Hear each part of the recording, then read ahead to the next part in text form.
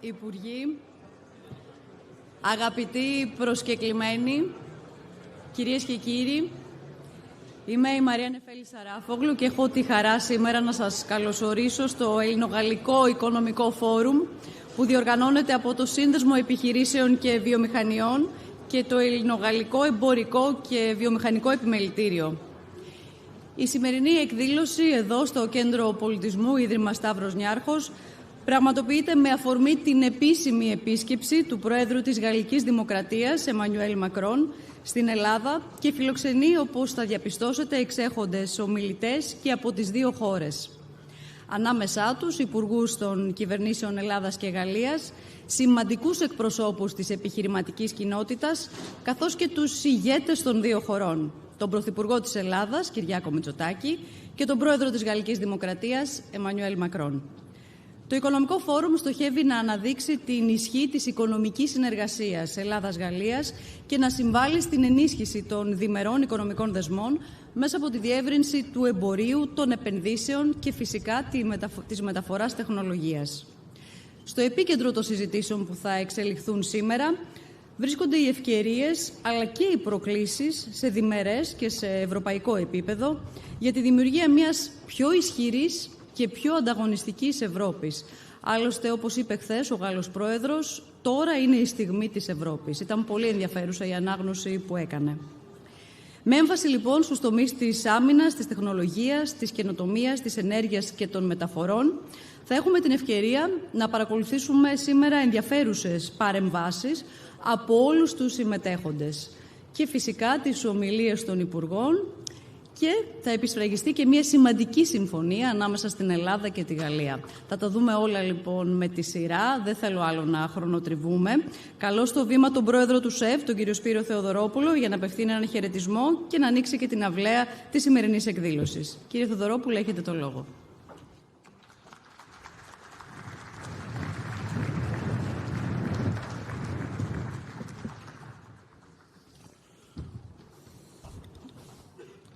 Αξιότιμοι κύριοι Υπουργοί της Γαλλικής και της Ελληνικής Δημοκρατίας, αγαπητοί εκπρόσωποι των ελληνικών και γαλλικών επιχειρήσεων, κυρίες και κύριοι, είναι μεγάλη τιμή και χαρά να σας καλωσορίζω σήμερα στο Οικονομικό Φόρουμ που συνδιοργανώνεται από τον ΣΕΒ και το Ελληνογαλλικό Εμπορικό και Βιομηχανικό Επιμελητήριο. Η σχέση Ελλάδας και Γαλλίας είναι μια σχέση εμπιστοσύνης με βαθιές ιστορικές, πολιτικές και οικονομικές ρίζες. Είναι μια σχέση με ισχυρό παρόν και με ακόμη ισχυρότερες προοπτικές για το μέλλον. Το σημερινό φόρουμ έρχεται να δώσει μια νέα όθηση σε μια ήδη ουσιαστική οικονομική συνεργασία. Να αναδείξει τη δύναμη της υφιστάμενης εταιρικής σχέσης των δύο χωρών και να ανοίξει το δρόμο για περισσότερες επενδύσεις, περισσότερο εμπόριο, περισσότερη τεχνολογική συνεργασία και μεγαλύτερη μεταφορά τεχνογνωσίας. Αυτή η συνεργασία έχει ήδη στέρεες βάσεις. Γαλλικές επιχειρήσεις έχουν μακρά και σημαντική παρουσία στην Ελλάδα, ενώ οι δεσμοί μεταξύ των επιχειρηματικών κοινοτήτων των δύο χωρών είναι σήμερα πιο ουσιαστικοί από ποτέ.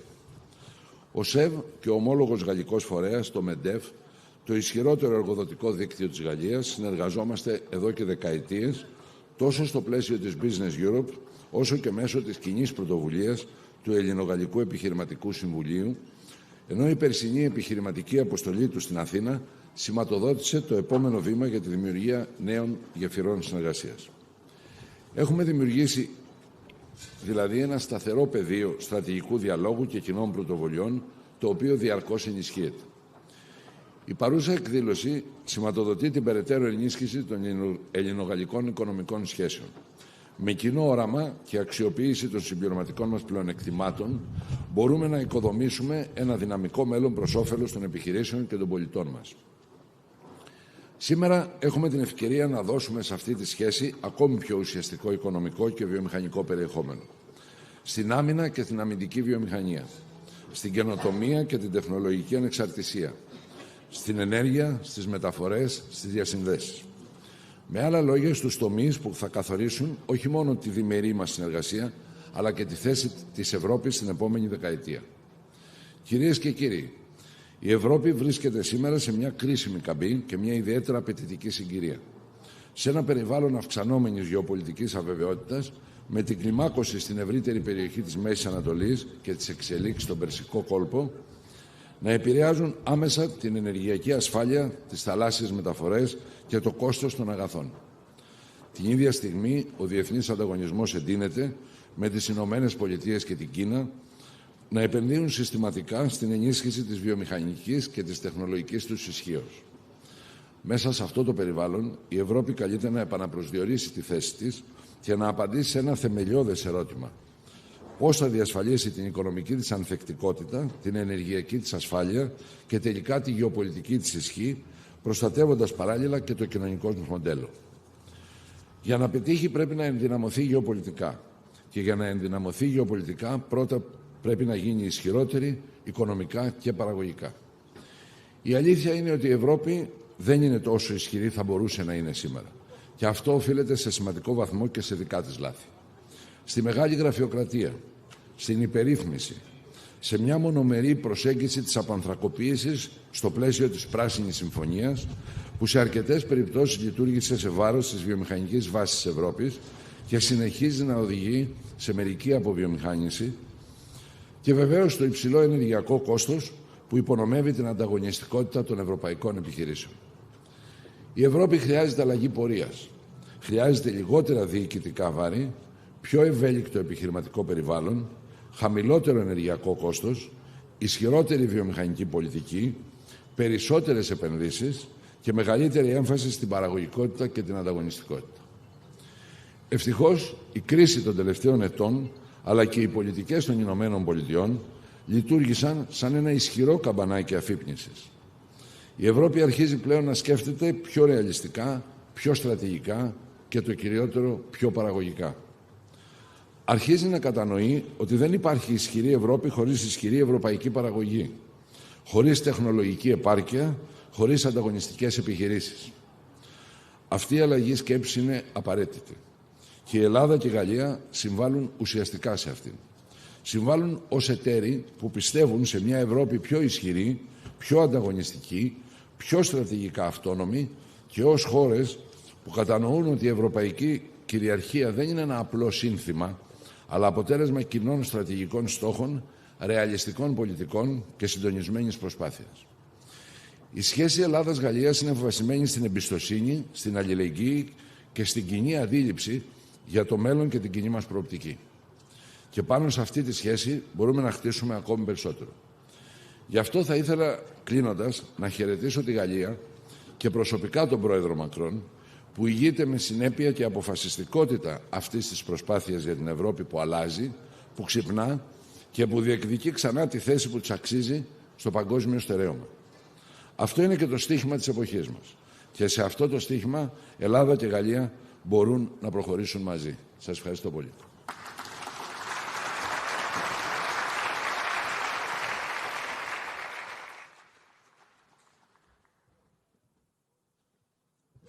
Ευχαριστούμε πολύ, κύριε Πρόεδρε.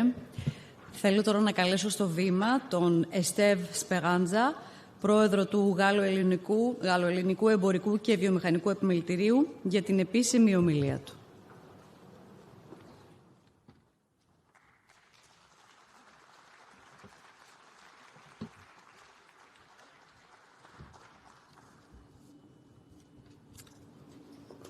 Messieurs les ministres, Mesdames et Messieurs les présidents, Mesdames et Messieurs, chers amis.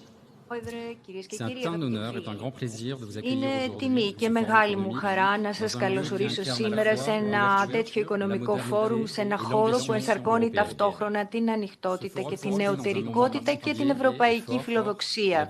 Το φόρουμ αυτό εγγράφεται σε μια ιδιαίτερη και σημαντική στιγμή, την επίσκεψη του Προέδρου της Γαλλικής Δημοκρατίας Εμμανουέλ Μακρόν και ενός ενισχυμένου στρατηγικού διαλόγου με τον Έλληνα Πρωθυπουργό Κυριάκο Μητσοτάκη.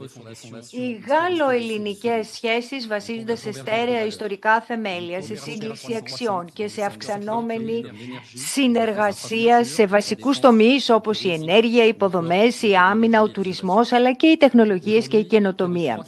Σήμερα σχεδόν 300 γαλλικές επιχειρήσεις δραστηριοποιούνται στην Ελλάδα και η Γαλλία συγκαταλέγεται μεταξύ των σημαντικότερων οικονομικών εταίρων της χώρας.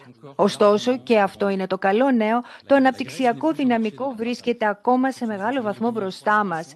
Η Ελλάδα δεν είναι πλέον μια αγορά που προσπαθεί να καλύψει το χαμένο έδαφος. Είναι μια οικονομία με ισχυρή ανάπτυξη, ένα μεταρρυθμισμένο και πιο προβλέψιμο περιβάλλον, ένας περιφερειακός κόμβος προς την νότιο-ανατολική Ευρώπη, τη Μεσόγειο και τη Μέση Ανατολή. Ένα πεδίο ευκαιριών δηλαδή. Αυτό το φόρουμ δεν είναι λοιπόν ένας εορτασμός του παρελθόντος, αλλά ένας καταλύτης για το μέλλον. Το θέμα της συνάντησής μας μαζί για μια ισχυρότερη και πιο ανταγωνιστική Ευρώπη δεν είναι ένα σύνθημα. Αντανακλά μια στρατηγική πραγματικότητα.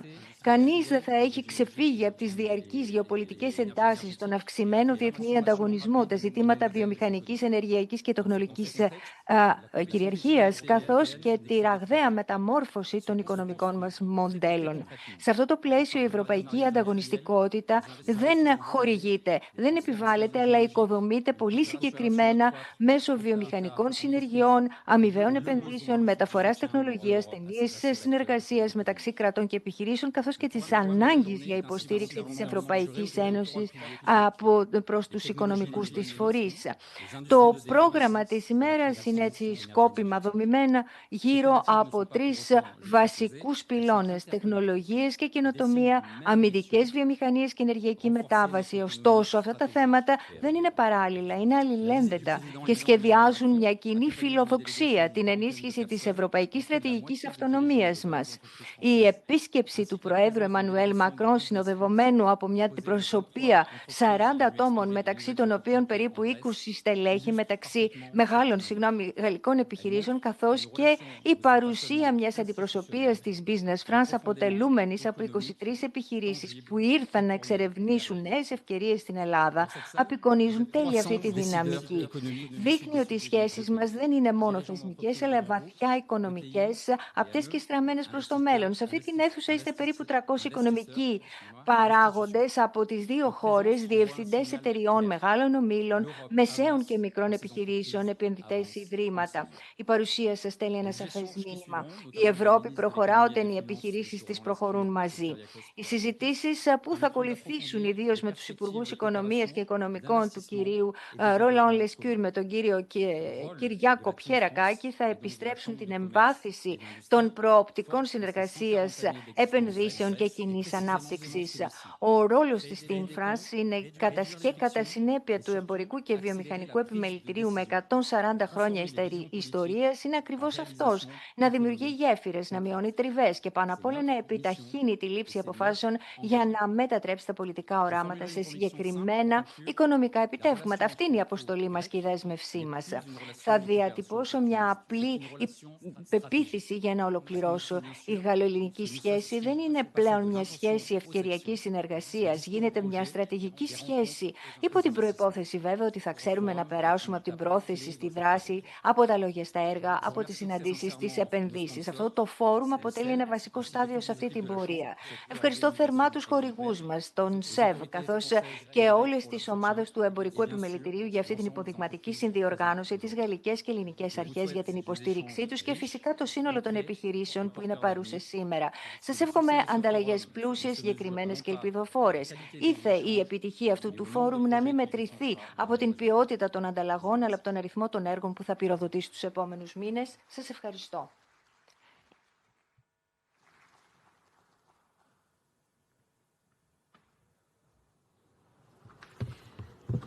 Merci beaucoup, Monsieur le Président, pour votre intervention claire et très intéressante. Πολύ, κύριε Πρόεδρε, για την εναργή και πολύ ενδιαφέρουσα παρουσίασή σας.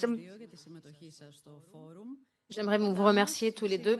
Είναι οι Υπουργοί Οικονομικών Ελλάδας και Γαλλίας που μας τιμούν με την παρουσία τους και θα παρακαλέσω πολύ τον Έλληνα Υπουργό Οικονομίας και Οικονομικών και Πρόεδρο του Eurogroup, Κυριάκο Πιερακάκη, να προσέλθει στο βήμα. Υπουργέ, ο λόγος σε εσάς.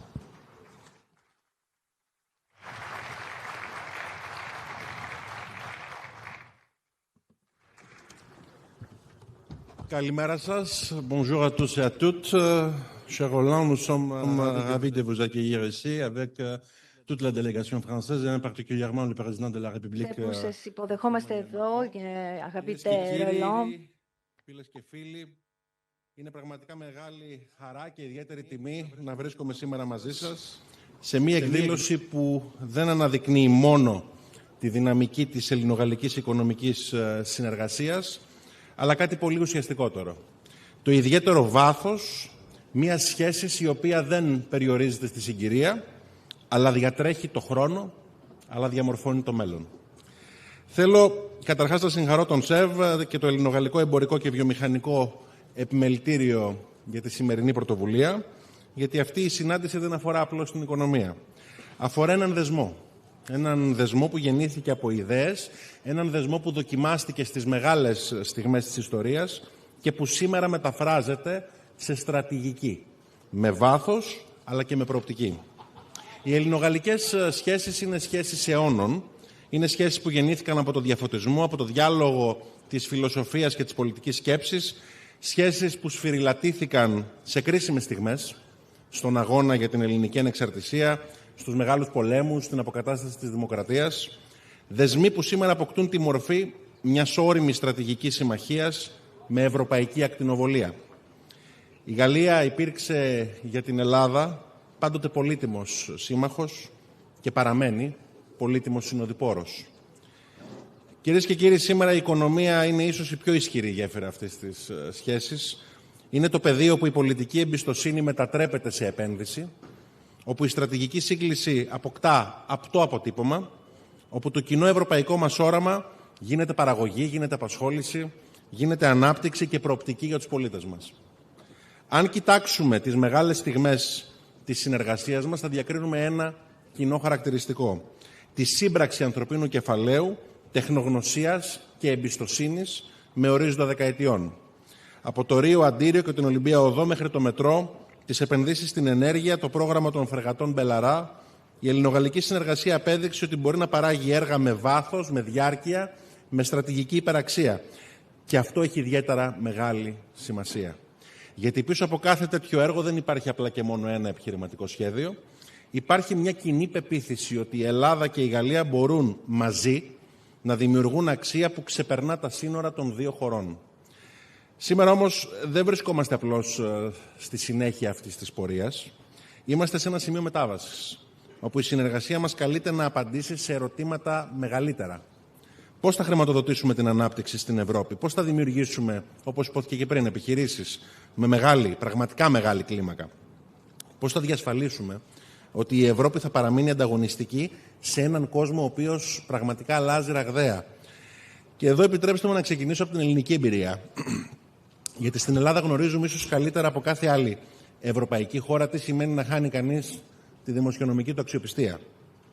Και γνωρίζουμε επίσης ποιο είναι το βαρύ τίμημα για να μπορέσεις να την ανακτήσεις. Από ένα δημόσιο χρέος που έφτασε σχεδόν 210% μετά την πανδημία του COVID-19, σήμερα βαδίζουμε περίπου στο 136% του ΑΕΠ για το χρέος ως στόχο για το 2026 και καταγράφουμε πλέον τη μεγαλύτερη αποκλιμάκωση χρέους σίγουρα στην Ευρώπη, εγώ θα έλεγα συνολικότερα στον κόσμο. Και με πρωτογενές πλεόνασμα 4,9% του ΑΕΠ για το 2025, που μας επέτρεψε να στηρίξουμε την κοινωνία, αποδεικνύουμε τι σημαίνει να πετυχαίνει κανείς αυτήν την πολύ σημαντική οικονομική προόδο.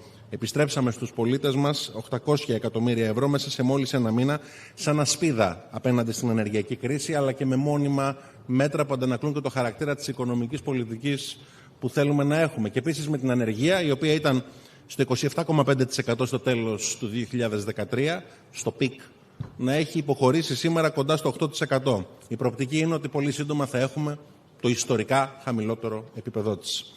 Όλα αυτά για μας δεν είναι θεωρία. Όλα αυτά είναι εμπειρία.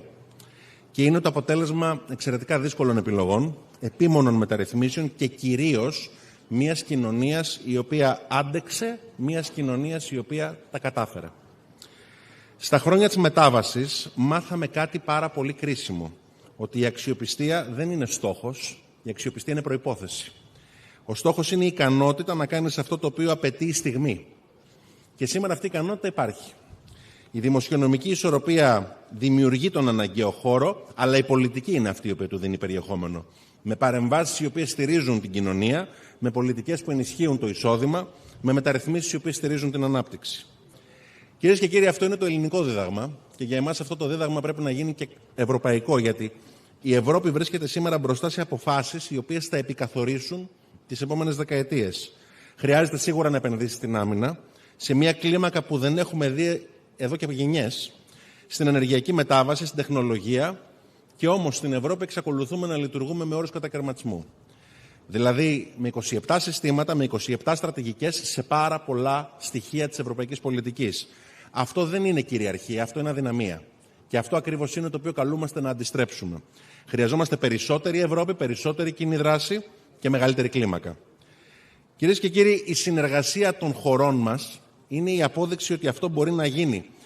Η Γαλλοελληνική Στρατηγική Συμφωνία του 2021 είναι ακριβώς το αντίδοτο στη λογική του κατακαιρματισμού. Οι φρεγάτες Μπελαρά δεν είναι μόνο υπερσύγχρονα πλοία και μια ποιοτική τομή για το πολεμικό ναυτικό και συνολικά για την ελληνική στρατηγική ισχύ. Είναι ένα ευρωπαϊκό βιομηχανικό εγχείρημα, με περισσότερες από 70 ελληνικές επιχειρήσεις να συμμετέχουν στην αλυσίδα εφοδιασμού του Naval Group, με ουσιαστική μεταφορά τεχνογνωσίας και με σαφή απόδοση για την ελληνική οικονομία. Για την τέταρτη φρεγάτα, τη φρεγάτα Θεμιστοκλής, τα βιομηχανικά ανταποδοτικά ωφέλη φτάνουν το 25%, περίπου 200 εκατομμύρια ευρώ, ενισχύοντας άμεσα τις ελληνικές αμυντικές επιχειρήσεις. Και το υπόδειγμα αυτό δεν μένει στην άμυνα, το υπόδειγμα αυτό επεκτείνεται στην ενέργεια με εταιρείες όπως η EDF, η Aquo, η Nexans, η Total Energies, στην κινητικότητα και τις υποδομές με την Alstom και τη Vinci, στη χρηματοδότηση της καινοτομίας με τη Euronext, με την Ελλάδα να αναδεικνύεται σε ενεργειακό κόμβο της νοτιοανατολικής Μεσογείου και τη Γαλλία να συνεισφέρει τεχνογνωσία, κεφάλαια, βιομηχανική εμπειρία. Σχεδιάζουμε μαζί κάτι πολύ μεγαλύτερο, τον IMEC, έναν οικονομικό διάδρομο ευρωπαϊκής κυριαρχίας. Κυρίες και κύριοι, ανέφερα τη Euronext, όπου λίγο νωρίτερα εγκαινιάσαμε με τον Roland Lescure το τεχνολογικό κέντρο, το οποίο θα εδρεύει πλέον στην Αθήνα. Φτάνουμε σε ένα κρίσιμο σημείο ως προς αυτό, την ενσωμάτωση της ελληνικής κεφαλαιαγοράς στο οικοσύστημα της Euronext. Για εμάς αυτό, το είπαμε και πριν, ήταν μια στρατηγική επιλογή η οποία αλλάζει τους όρους του παιχνιδιού, γιατί δίνει στις ελληνικές εταιρείες πρόσβαση σε διεθνή κεφάλαια, δημιουργεί μια μεγαλύτερη κεφαλαιαγορά, επιτρέπει στις επιχειρήσεις να αποκτήσουν κλίμακα και ανταποκρίνεται πλήρως στο νέο μοντέλο το οποίο θέλουμε, στο νέο μοντέλο το οποίο επιθυμούμε. Με επιχειρήσεις μεγαλύτερες, όχι με εθνικούς, αλλά με ευρωπαίους πρωταθλητές. Πιο ανθεκτικές, πιο εξωστρεφείς, με συγχωνεύσεις, συνεργασίες, πραγματική ανταγωνιστικότητα. Και αυτό δεν αφορά μόνο τις επενδύσεις οι οποίες θα έρθουν στην Ελλάδα. Αφορά και τη δυνατότητα των ελληνικών επιχειρήσεων να επεκταθούν στο εξωτερικό, να αποκτήσουν παρουσία, να γίνουν αυτό το οποίο είπα πριν, Ευρωπαίοι παίκτες, γιατί όχι και πρωταθλητές. Και αυτό ακριβώς είναι, αν θέλετε, και το όραμα της Ένωσης Αποταμιεύσεων και Επενδύσεων. Το αναγκαίο, το απαραίτητο επόμενο βήμα για την Ευρώπη. Να ενώσει κεφάλαια, αγορές και ευκαιρίες σε πανευρωπαϊκή κλίμακα. Να κατευθύνει την ευρωπαϊκή αποταμίευση σε παραγωγικές επενδύσεις, να άρει τα εμπόδια τα οποία κρατούν τις αγορές κατακαιρματισμένες και να δημιουργήσει συνθήκες ώστε οι επιχειρήσεις να χρηματοδοτούνται πιο εύκολα, πιο γρήγορα και σε μεγαλύτερο μέγεθος. Είναι το εργαλείο που επιτρέπει και μετατρέπει τη ρευστότητα σε ανάπτυξη και την αγορά σε πραγματικό μοχλό ισχύως καθολικά, συνολικά για την ευρωπαϊκή οικονομία. Και όλα αυτά πρέπει να γίνουν γρήγορα και αποφασιστικά. Ο χρόνος δεν είναι ουδέτερος. Δουλεύει ήδη αντίστροφα. Κάθε νέα καθυστέρηση διευρύνει το χάσμα, κάθε αναβολή κοστίζει και αποστερεί ευκαιρίες. Κυρίες και κύριοι, η Ελλάδα σήμερα μετασχηματίζεται συνθέμελα. Και αυτός ο μετασχηματισμός δεν είναι μόνο οικονομικός, είναι θεσμικός, πολιτικός και πολιτισμικός. Και εδώ αξίζει να θυμηθεί κανείς τον Κορνήλιο Καστοριάδη, ένα στοχαστή που επηρέασε βαθιά και την Ελλάδα και τη Γαλλία, γιατί ο Καστοριάδης μας δίδαξε ότι οι κοινωνίες προοδεύουν όταν έχουν τη δύναμη να επαναπροσδιορίζουν, να επαναθεσμίζουν τον εαυτό τους. Όταν δεν εγκλωβίζονται σε αυτό που ήταν, αλλά όταν τολμούν να γίνουν αυτό το οποίο μπορούν. Αυτό είναι το στίχημα της Ελλάδας σήμερα, εγώ θα πω όμως ότι είναι και το στίχημα της Ευρώπης. Και αυτό δεν απαιτεί παντού υπεροχή. Απαιτεί επιλεκτική ισχύ. Την ικανότητα να συγκεντρώνεις πόρους, την ικανότητα να αναγνωρίζεις και να ευθυγραμμίζεις συμφέροντα και την ικανότητα να επιμένεις σε κρίσιμες προτεραιότητες. Το στίχημα για την Ευρώπη είναι το αν θα έχει τη δύναμη να διαμορφώσει τις εξελίξεις. Και αυτό απαιτεί κάτι πολύ συγκεκριμένο.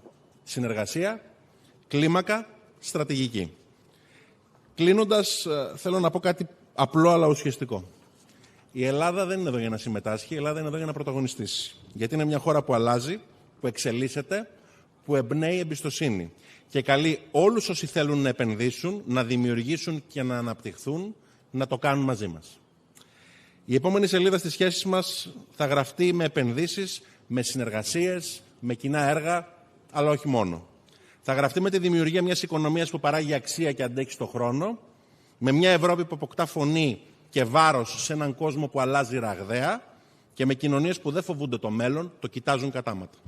Θα γραφτεί με τη δύναμη να παίρνουμε αποφάσεις μαζί για την Ελλάδα του σήμερα, για την Ευρώπη του αύριο. Σας ευχαριστώ πολύ.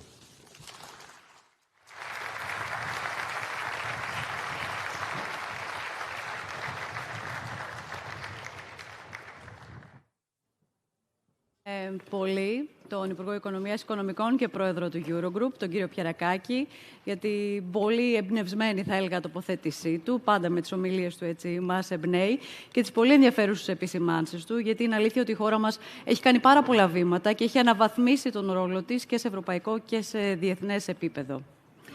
Maintenant, j'ai le plaisir d'inviter M. Roland Lescure, ministre de l'économie, des finances et de la souveraineté industrielle, énergétique et numérique de la France.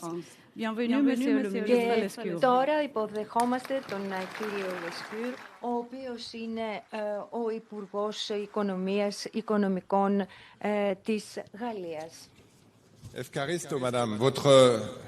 Ευχαριστώ πάρα πολύ. Τα γαλλικά σας είναι πολύ καλύτερα από τα ελληνικά μου, πρέπει να πω.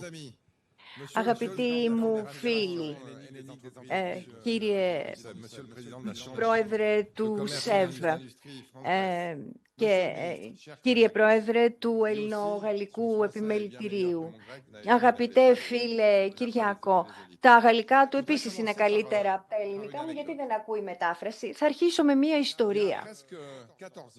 Εδώ και 14 χρόνια, τον Ιούνιο 2012, είχα μια άλλη ζωή. Τότε ήμουν επικεφαλής ενός μεγάλου συνταξιοδοτικού ταμείου στον Καναδά και μου λέγανε τότε ότι ανησυχούσαν πάρα πολύ για αυτά που γινόταν στην Ευρώπη και θέλαν να πάρουν πίσω τις επενδύσεις τους στην Ευρώπη και ειδικά από την Ευρωζώνη. Ήταν λοιπόν το 2012 και η κρίση, η μεγάλη, μόλις είχε αρχίσει. Προσπάθησα να τον καλμάρω και του είπα, κοίτα, ηρέμησε, θα πάω στην Ευρώπη, θα συναντήσω τους ηθήνοντες και θα σε ενημερώσω. Στις αρχές λοιπόν Ιουνίου του 2012 συμμετείχα σε ένα φόρουμ διεθνών επενδυτών που είχαν έρθει στην Ευρώπη για να καταλάβουν τι συνέβαινε εκεί και ίσως για να καθησυχάσουν. Είχαν διοργανώσει και ένα πρόγευμα εργασίας τότε με τον νεοεκλεγέντα πρόεδρο Ολόντ, ο οποίος είχε εκλεγεί την Κυριακή και μιλάγαμε την Πέμπτη. Στο πρόγευμα αυτό εργασίας ο νεαρός Γάλλος που μιλούσε εξαιρετικά αγγλικά μας έλεγε ότι η Ευρωζώνη δεν επρόκειτο να εκπνεύσει και ότι θα κάναμε τα πάντα για να σταθεροποιήσουμε το πλοίο για να μην πέσει η Ευρώπη. Αυτός ο νέος σύμβουλος την εποχή εκείνη νέος ήταν ο Εμμανουέλ Μακρόν και νομίζω μπορούμε να τον χειροκροτήσουμε. Και το να βρίσκομαι εδώ πάλι σήμερα μαζί του ως Υπουργός Οικονομίας και Οικονομικών σχεδόν ακόμα δεν το πιστεύω, ενώ την εποχή εκείνη ήμουν απλώς ένας διεθνής επενδυτής. Το να είμαστε πάλι εδώ στην Ελλάδα 15 χρόνια αργότερα, μετά από υπεράνθρωπες προσπάθειες, καταφέρατε μαζί και χάρη στην ηγεσία των ερετών, και εκ των οποίων και ο Κυριάκος που είναι εδώ παρόν, να ξαναβάλετε το τρένο στις ράγες του. Αυτό προξενεί μία υπέροχη υπερηφάνεια, αλλά και μία πρόσκληση για δράση, έτσι ώστε να μπορέσουμε να συνεχίσουμε και να επιτύχουμε η Ευρώπη, η Ευρωζώνη, η Ελλάδα και η Γαλλία να αντιμετωπίζουν από κοινού τις προκλήσεις τις οποίες είναι αντιμέτωπη η παγκόσμια οικονομία. 2016, μετά το Brexit και την εκλογή ενός νέου Προέδρου της Αμερικής, δεν θα τον ονομάσω, αλλά ξέρουμε ποιος είναι, από το 2016 και όταν βλέπω την πορεία της και βλέπω και την πορεία του Ηνωμένου Βασιλείου που με θλίβει, πρέπει να πω, για μένα το να επιλέξει κάποιος την Ευρώπη είναι να επιλέγει τη δυσκολία, αλλά επίσης επιλέγει και μια συλλογική ικανότητα για να οικοδομήσει το μέλλον, ένα μέλλον δίκαιο, ένα μέλλον ευημερών και επίσης όλα αυτά τα δύσκολα που πέρασε η Ελλάδα, σε όλα αυτά τα δύσκολα η Γαλλία ήταν στο πλευρό της. Και λέμε ότι χαιρόμαστε βέβαια που η Ελλάδα έχει ορθοποδήσει, αλλά είμαστε στο πλευρό της, γιατί ακριβώς το μέλλον είναι κοινό. Και θα ήθελα να πω δύο λόγια για τον Κυριάκο Πιερακάκη, τον οποίο γνώρισα εδώ και λίγους μήνες. Είναι ο Υπουργός Οικονομίας και Οικονομικών στην Ελλάδα, της ελληνικής δημοκρατίας. Πολύ ενδιαφέρουσα πορεία. Άρχισε αριστερά, τώρα είναι στο κέντρο, μέσα σε μια κυβέρνηση που προσπαθεί να διακυβερνήσει μια χώρα όπου υπάρχουν ρογμές, υπάρχουν διαφορές, όπως και σε κάθε χώρα. Επίσης υπήρξε ο Υπουργός της ψηφιακής μετάβασης και μάλιστα κατά την πανδημία. Τώρα είναι Υπουργός Οικονομίας, αλλά για μένα, στην Ελλάδα, αλλά για μένα είναι ο πρόεδρος του Eurogroup. Και η Ελλάδα το ότι προέρχεται από την Ελλάδα, το ότι γίνεται πρόεδρος της Eurogroup είναι μια πολύ όμορφη ιστορία. Και θέλω να πω ότι είστε ένα παράδειγμα για όλους μας, για όλους εμάς. Ευχαριστώ και μπράβο σας.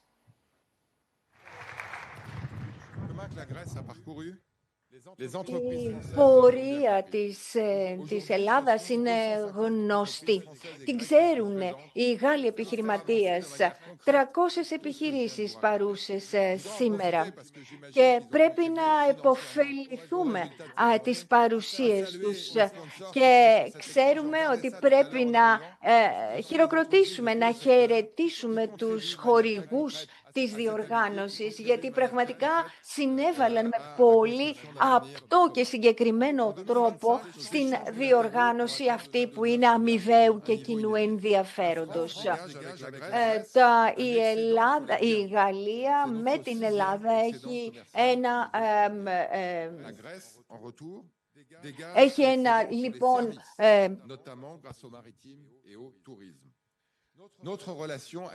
οι σχέσεις μας είναι ισορροπημένες, συμπληρωματικές. Έχουμε και οι δύο παρόμοια πλεονάσματα. Μετά την κρίση, και τα ακούσαμε σήμερα το πρωί με φίλους από το Euronet,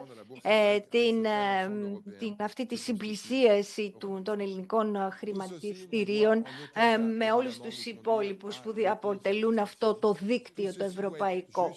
Και όλα λοιπόν αυτά είναι μια παρότρινση για να κάνουμε περισσότερα, να τα κάνουμε καλύτερα. Είμαστε οι δεύτεροι προμηθευτές της Ελλάδας. Είμαστε ο πέμπτος προμηθευτής της Ελλάδας και σήμερα προσπαθούμε να καταλάβουμε καλύτερα την ελληνική αγορά και να ενισχύσουμε την παρουσία μας εκεί. Είμαστε σε περίοδο που γίνονται γίνονται πόλεμοι. Έχουμε εδώ εκπροσώπηση της ενέργειας, της άμυνας, της εφοδιαστικής αλυσίδας. Είναι μια καινούρια πρόκληση για την Ελλάδα και τη Γαλλία, οι οποίες είναι και οι δύο ταγμένες στο ευρωπαϊκό εγχείρημα να συνεχίζουν να ενώνουν τις δυνάμεις τους. Και βρισκόμαστε βέβαια στην καρδιά της σύγκρουσης της Μέσης Ανατολής. Αλλά γίνεται και βιομηχανικός πόλεμος. Εάν θέλουμε η Ευρώπη να παραμείνει και να επιταχύνει την παρουσία της ως βιομηχανική δύναμη, πρέπει να είμαστε να έχουμε ενέργεια η οποία είναι επαρκής, προσιτή οικονομικά και απαλλαγμένη από τον άνθρακα. Η μετάβαση ενεργειακή είναι ίσως λίγο σαν ένας περιορισμός και ένα εμπόδιο. Εμείς αυτό πρέπει να το μετατρέψουμε σε ευκαιρία. Αύριο πρέπει να μπορέσουμε να απανθρακοποιήσουμε τον πλανήτη, αλλά να μπορέσουμε όλοι να φτιάξουμε, να συμμετέχουμε σε ένα κοινό εγχείρημα. Η Ελλάδα στο Νότο έχει βέβαια μεγάλο δυναμικό τόσο σε αιωλική όσο και σε ηλιακή ενέργεια. Και ουσιαστικά και επίσης θα συνυπογράψουμε εκτός από την αιωλική, από την Συμφωνία για την Αιωλική Ενέργεια και μία πολύ σημαντική συμφωνία για την πυρηνική. Και στον κόσμο που ζούμε βέβαια η άμυνα έχει μεγάλη σημασία. Η Ελλάδα για ιστορικούς λόγους ηγεί των χωρών ως προς τις αμυντικές τους επενδύσεις. Το γνωρίζετε. Εμείς 2007, 2017 και 2027 διπλασιάζουμε τις δαπάνες μας για την άμυνα. Το γνωρίζετε γιατί εξέφρασε τις απόψεις του ο πρόεδρος το 2017 πάνω στο θέμα αυτό. Επίσης, από το 2021 έχουμε μια εταιρική σχέση με ουσιώδη αποτελέσματα που υπερβαίνουν την άμυνα. Είναι στον τομέα της καινοτομίας, της βιομηχανίας, της ενέργειας, διότι η αυτονομία, η ανεξαρτησία είναι επίσης ζήτημα βιομηχανίας. Είναι επίσης, όπως είπε ο αγαπητός Κυριάκος, μια συλλογική δυνατότητα να επενδύουμε όλοι μαζί στο μέλλον. Βεβαίως, οι δύο Υπουργοί των Οικονομικών και Οικονομιών είναι εδώ για να μιλήσουν για τα χρήματα. Εκτός από τον πόλεμο που έτσι και αλλιώς είναι ένα θέμα που συζητούμε. Αλλά ουσιαστικά εξοικονομούνται εκατομμύρια, δισεκατομμύρια ευρώ που επενδύονται αλλού, που επενδύονται από την άλλη μεριά του Ατλαντικού. Εμείς πρέπει να τα χρησιμοποιήσουμε αυτά τα χρήματα που αποταμιεύονται εδώ για σχέδια και προγράμματα στην Ευρώπη. Και γι' αυτό ακριβώς πρέπει να περάσουμε από τη θεωρία στην πράξη, από τα λόγια στην πράξη. Μιλάμε πολλά χρόνια για την ένωση των αποταμιεύσεων και των δεσμεύσεων των οικονομικών. Εγώ αναλαμβάνω τη δέσμευση από φέτος χάρη στον πρόεδρο του Eurogroup, της Γαλλίας, της Ευρωπαϊκής Επιτροπής, στην οποία πιέζουμε, αλλά νομίζω έχει καταλάβει ότι είναι για καλό σκοπό, και η έκθεση Draghi, Next Generation Europe έχουν καταλάβει ότι πρέπει να κάνουμε κοινά προγράμματα. Και με την Ελλάδα το ίδιο κάνουμε. Πρέπει να χρησιμοποιούμε αποτελεσματικά τα κεφάλαιά μας και είναι μία αδέσμευση την οποία αναλαμβάνω και υπόσχομαι να τη φέρω αυτή την κίνηση εις πέρας. Ο Κυριάκος και εγώ θα κάνουμε αυτό που μας ανήκει, αυτό που πρέπει να κάνουμε. Θα προσπαθήσουμε έτσι ώστε η κεφαλαία αγορά να είναι στη δική σας εξυπηρέτηση. Και εσείς θα χρησιμοποιήσετε αυτή την ευκαιρία ούτως ώστε η Ευρώπη να γίνει δύναμη και οικονομική και μια Ευρώπη η οποία θα ευδοκίμει, θα είναι ισχυρή και η οποία θα μας κάνει όλους υπερήφανους. Ευχαριστώ πολύ. Je vous en remercie. Σας ευχαριστώ πολύ. Monsieur le ministre, nous vous remercions pour votre contribution inspirante, engagée. Για την συμβολή σας αυτή που μας εμπνέει, που ανοίγει δρόμους και οι προοπτικές για την μελλοντική συνεργασία Ελλάδας και Γαλλίας. Αλλά θέλω να σας ευχαριστήσω και προσωπικά. Γιατί εδώ και 9 χρόνια είχα την τιμή να πάρω συνέντευξη από τον πρόεδρο της Γαλλικής Δημοκρατίας, τον κύριο Emmanuel Macron, που με είχε επενέσει για τα γαλλικά μου και σήμερα το κάνατε κι εσείς. Πολλά ευχαριστώ. Σήμερα επισφραγίζουν μια πολύ σημαντική συμφωνία. Μια σύμβαση κοινής ανάπτυξης που αφορά 7 αιωλικά έργα συνολικής ισχύως 166 ΜΒ στην περιοχή της Αταλάντης στη στερεά Ελλάδα. Με τη συμφωνία αυτή, η AQO εισέρχεται σε ένα έργο που βρίσκεται ήδη σε εξέλιξη μαζί με τους Έλληνες εταίρους Jasper Energy και Air Energy. Η συνολική επένδυση ξεπερνά τα 215 εκατομμύρια ευρώ. Θέλω να καλέσω στη σκηνή τους Υπουργούς Ελλάδας και Γαλλίας και τον κύριο Μάνθο Τζιαμούρτα, πρόεδρο της Jasper Energy, που εκπροσωπεί και τις δύο εταιρείες, και τον κύριο Μπρουνό Μπεσανσόν, CEO της AQO.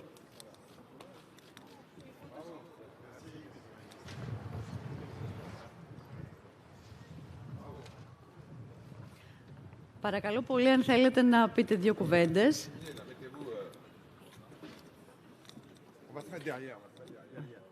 Παρακαλώ, κύριε Τζιαμούρτα. Messieurs.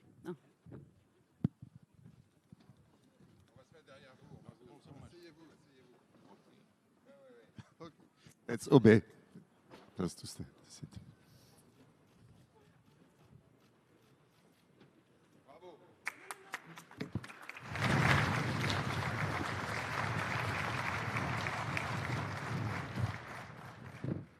Παρακαλώ. Βεβαίως. Έχετε το λόγο. Si vous voulez dire quelque chose.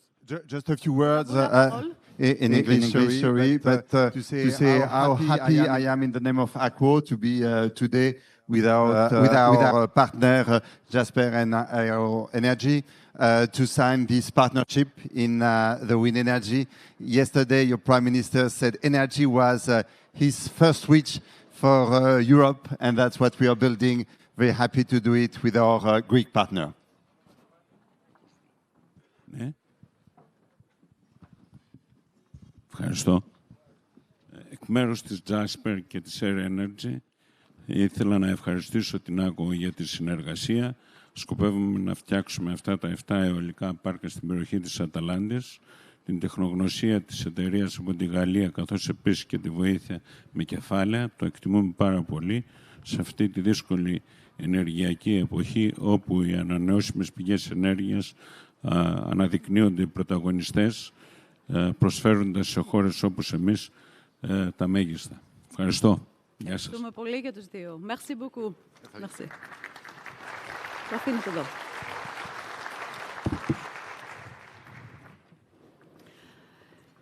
Ladies and gentlemen, we're now moving to the first roundtable dedicated to technology and innovation.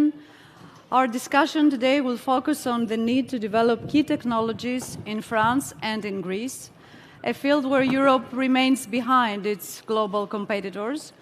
So our discussion will also highlight the major challenges regarding education, financing, and connections between research and business, critical sectors for improving Europe's competitiveness. We are fortunate today to have an exceptional group of speakers, so please give a warm welcome to Markos Veremis, Partner, Big Pie Ventures, co-founder Upstream and treasurer of the board of SEV, who will moderate this discussion, and also our distinguished panelists, Stéphane Boujna, chairman and CEO of Euronext, Marcel Cobuz, chair of the group executive committee Titan Group, Thierry Do, founder of the CEO of Meridian, and Yannis Loumakis from Unisystems. Please give a warm welcome to our speakers and our moderator.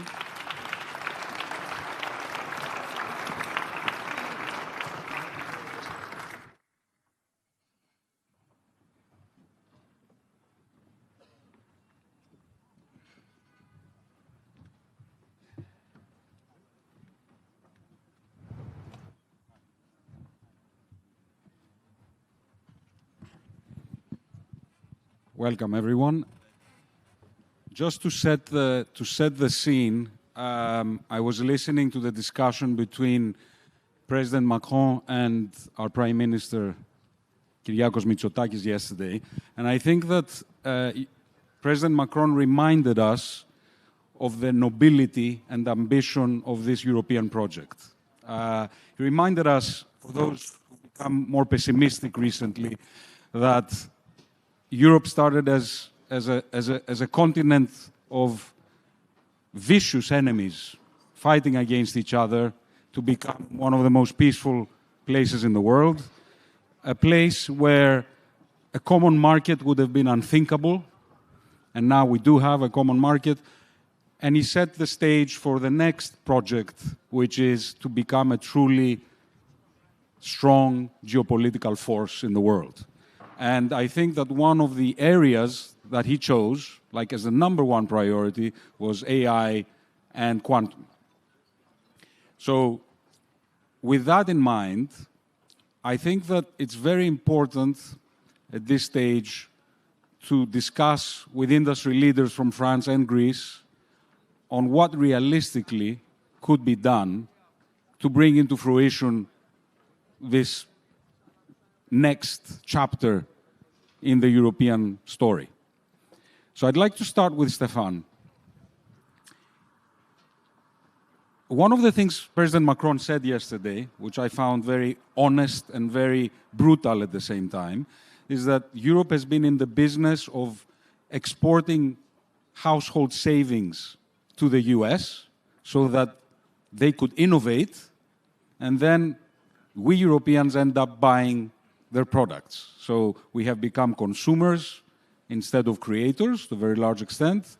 And this is largely a function of capital markets, right? How can capital markets, and this is my question, in Europe inspire the average European household to begin investing in Europe, in European companies, instead of tracking foreign indices? Okay, thank you for having us, and congratulations for organizing this great event in this magnificent location. Everyone is fascinated by the success of the US, but Macron said something else yesterday. He said, if we want to succeed, we need to trust ourselves, and we need a higher level of self-confidence.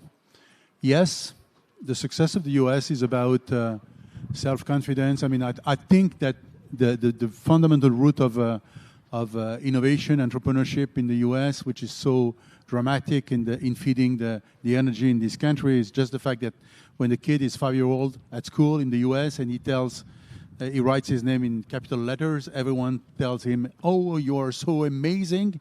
And then when the kid is 25 years older, he does a PowerPoint presentation entitled Change of Paradigm and so on.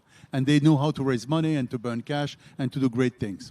But there is another element of the success of the US that nobody talks enough, in my view, which resonates with your question, which is that in the US, if you want to have some income when you are old, you need to buy shares when you are young. And then you feed the only asset class that provides deferred return, which is equity investment. In Europe, if you want to have some income when you are old, you just have to hope that people at that time will continue to pay taxes and social contributions.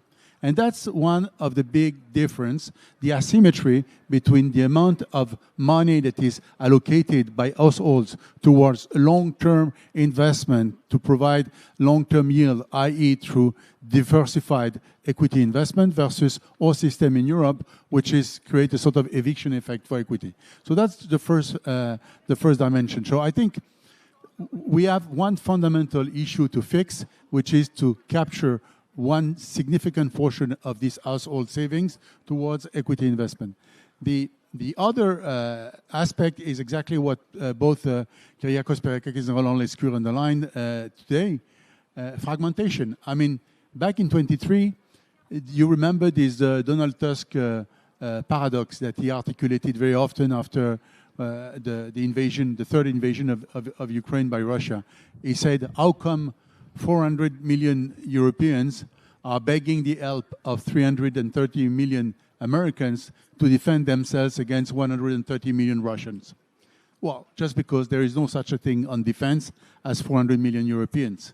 There is no such a thing as a defragmented or integrated market for defense. And the same applies to a certain extent for the financial world. So we have three issues.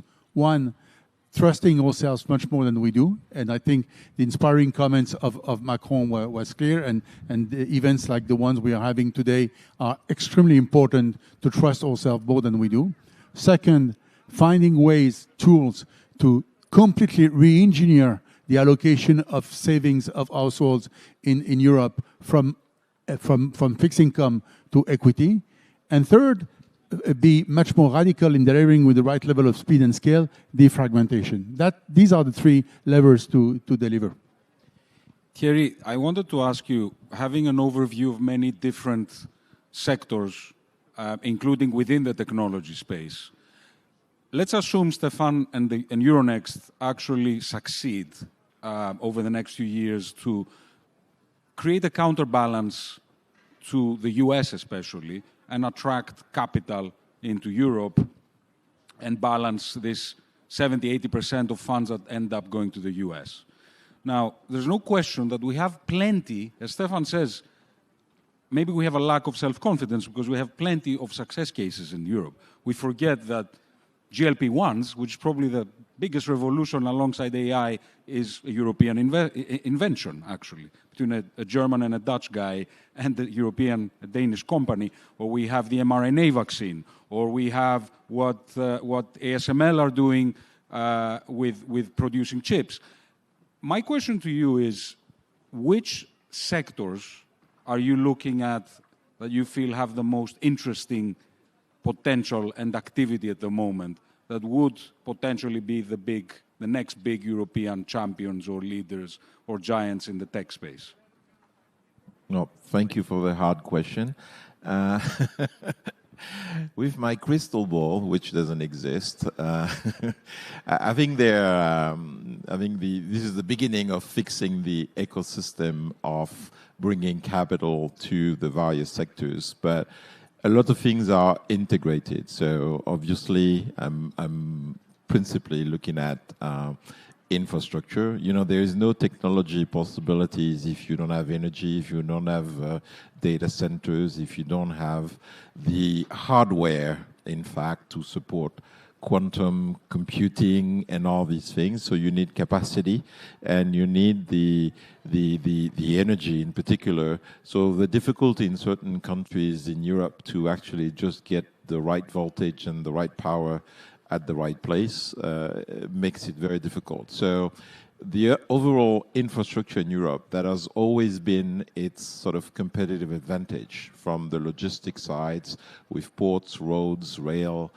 We've been better than the US in that case. But the infrastructure, digital or other type, and energy, that is supporting innovation and supporting the new technologies that we think can really make a breakthrough. I mean, I'm also like the president, I think quantum computing is what the other ones haven't got yet, so we could win that battle.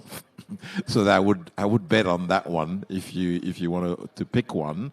But I don't think we should forget that we need serious investment in the infrastructure surrounding these technologies to be able to go there. And a final point on the investment, I think the problem is a bit deeper. Even if we have a saving and investment union and the sort of regulatory and the barriers allow less fragmentation, there's still sort of national fragmentation.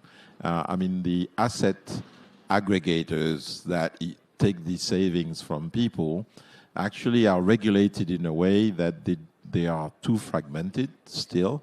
So they don't have the size to be able to take the kind of risk that we're asking them to finance innovation. You know, to do venture capital, you need a big pool of money because you can only allocate a few % of your pool of money to venture capital. And the fact that we have small-size players that are asset aggregators, small pension funds, when we have pension funds, not everywhere, or insurance companies that are a bit spread around. So we don't have, we have a few big, and I'm talking about asset owners, not the big asset managers. We have large ones, but it's not real money. They're just a conduit. The people allocating the capital to venture capital are not big enough, and they're too fragmented, and regulation makes them very risk averse. I mean, Europeans tend not to be taking risk.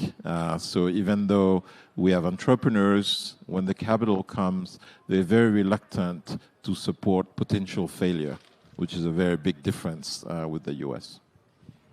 Marcel, you represent one of the most successful, legendary, multi-generational companies coming out of Greece, Titan Cement.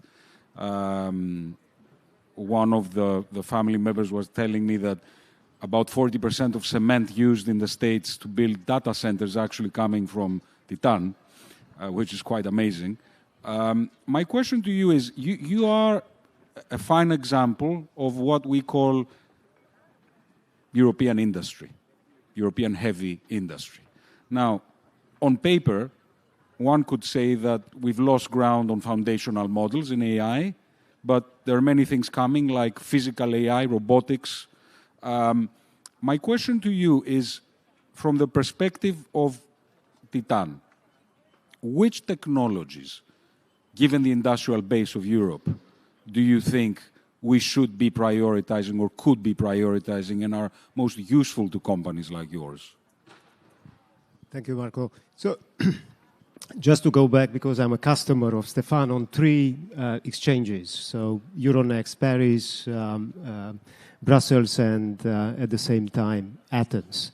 But we are also listed on New York Stock Exchange, and we did an IPO last year. And that was a clear example of why US can fast-track the mobilization of capital still better than Europe, and there is still a valuation gap between European listed companies and US listed companies. And that has to do with the adoption of new technologies. You'd be surprised to hear that we have here in Greece the largest carbon capture and storage project in Europe, which is half financed by European Union, by Brussels, and half by our balance sheet. That's the kind of technology, Marco, that can be transferred once successful. And it's done with European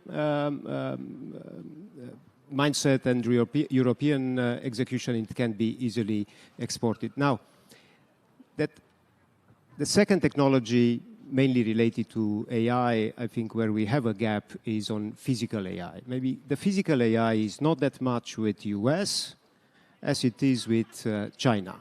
You know, a couple of weeks ago, I was in the Silicon Valley, and then a couple of weeks later, I was in China. And in China, I could see plants in darkness, where the penetration of robots in car manufacturing is now at 90%. The fact that we have such a nice, high AI adoption rate in this part of the world, in Greece more specifically, generative AI is one of the highest. In enterprise AI, you could see also a lot of medium-sized companies adopting AI.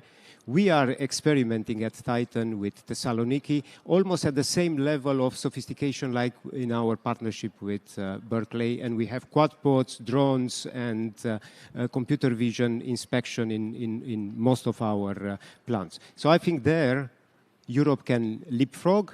Now what is missing is the financing bit, and I think here, similar to Horizon Fund, we can have a sovereign fund on AI deployment technology, which could help. Again, Europe's issue is not only the national champions and European champions in heavy industry, it's also a lot of small and medium-sized enterprises.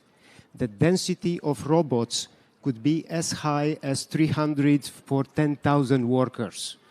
That could be, in 2030, 2040, a bigger industry than the car manufacturing. I think that's the technology where Europe can leapfrog, provided, again, the financing is there and the speed of implementation is assumed. Yeah, I do think that we have a tendency in Europe to sort of feel always like the underdogs and underestimate our achievements, no question about that. And in that sense, Greece is even worse. You know, Greeks tend to really underestimate their achievements. And with this, Yanni, you know, one of the most remarkable things that have happened in Greece, and credit should be given where credit is due, is how the public sector got modernized in terms of its technology infrastructure. I have friends living in the UK, friends living in Germany. They move to Greece, and they actually do find that the entire infrastructure of eGov is better than very advanced Western European countries, right? So Yanni is the best guy, I think, to give us a sense of the state of play. How do you assess the situation in Greece in terms of technology, infrastructure, and solutions? Okay, thank you very much, first of all, for having me. Very honored to be among so distinguished guests here. So going back to your question, yes, this is true that the late years, Greece has done a significant quantum leap in digital transformation, especially in the public sector, of course, through the usage of the RRF funds.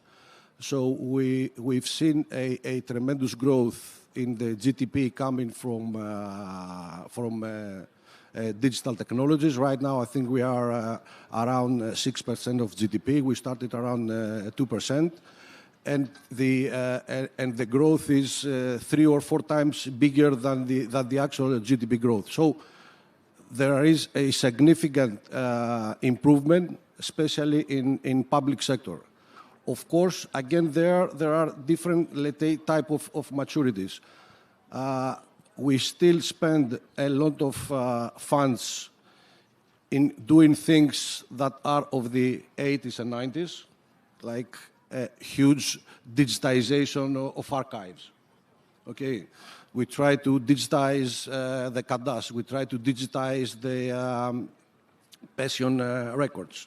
But on the other hand, we've seen a huge investment in citizen services, customer CRM, modern govern ERP systems, modernization of hospital information systems, advanced technologies in the justice system. So I think we are in good shape. The only thing is that, and what we are urging the Greek government is RRF is ending.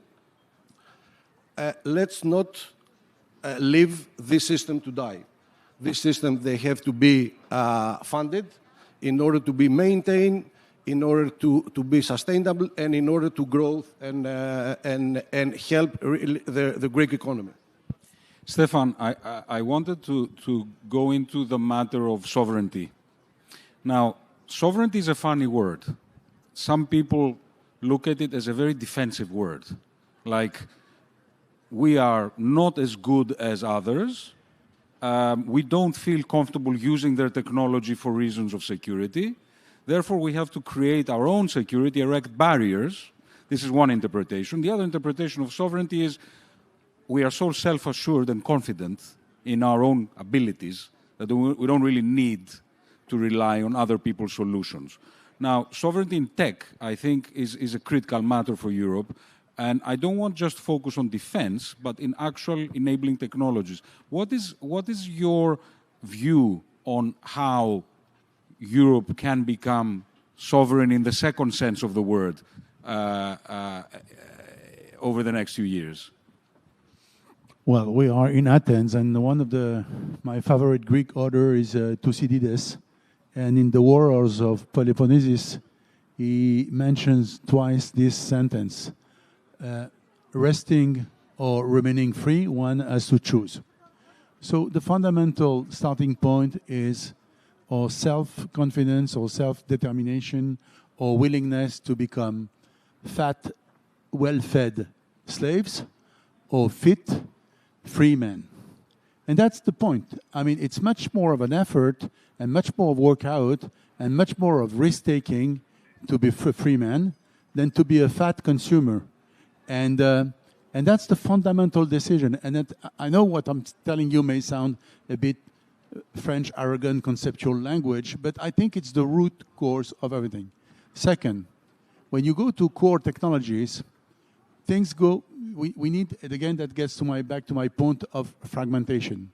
There are some countries in Europe that believe that for operating system, there is Microsoft. For search engine, you have Google. For smartphones, you have Apple. For data centers, you have these famous three guys. And that's okay. As long as it works, let it be in the same way for other areas. So for asset management, BlackRock will do. For investment banking, JP Morgan is fine.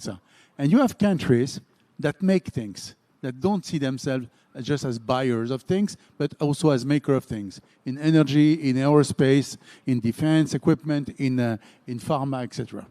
So the concept is, in Europe is how to align the ones who see themselves just as buyers and say, let's buy and open the competition, etc. And the ones who want to make sure that we will keep some production capabilities, because when production capabilities evaporate, disappear, they are gone forever. I mean, skills, competence, talents, technology requires not only investment, they require maintenance on the human capital that make it work for real. The third thing beyond the fragmentation is that we need to be very pragmatic and lucid about the waves we have missed and the waves we may catch. I think that in two areas, the jury is still out beyond the perception. I think the big AI guys in the US are showing the way and are building a very material position, in particular in the infrastructure of AI. What I'm saying is that we are getting into a phase where the value-added agents is a sector where fragmentation and differentiation is much more subtle than what we perceived just even 1 year ago. The difficulty for us in Europe is speed. The fundamental difference of this AI revolution is the fact that fundamentally it's an exponential development. It changes materially every 3 months. Our understanding of that revolution as human beings, as organizations, is linear. So we try to catch up. And what we are experiencing over the past few weeks with the Anthropic mythos exactly is a demonstration of that. We just need time to figure out what's going on. We have a linear interpretation, and societies and companies have a sublinear way to adjust to those technologies. So, but there are opportunities here. When we look at one aspect, which is my view fascinating, which is quantum computing, which is closer to real science, real maths, real algo, and fundamental deep tech, Europe is not doing that bad, on the contrary.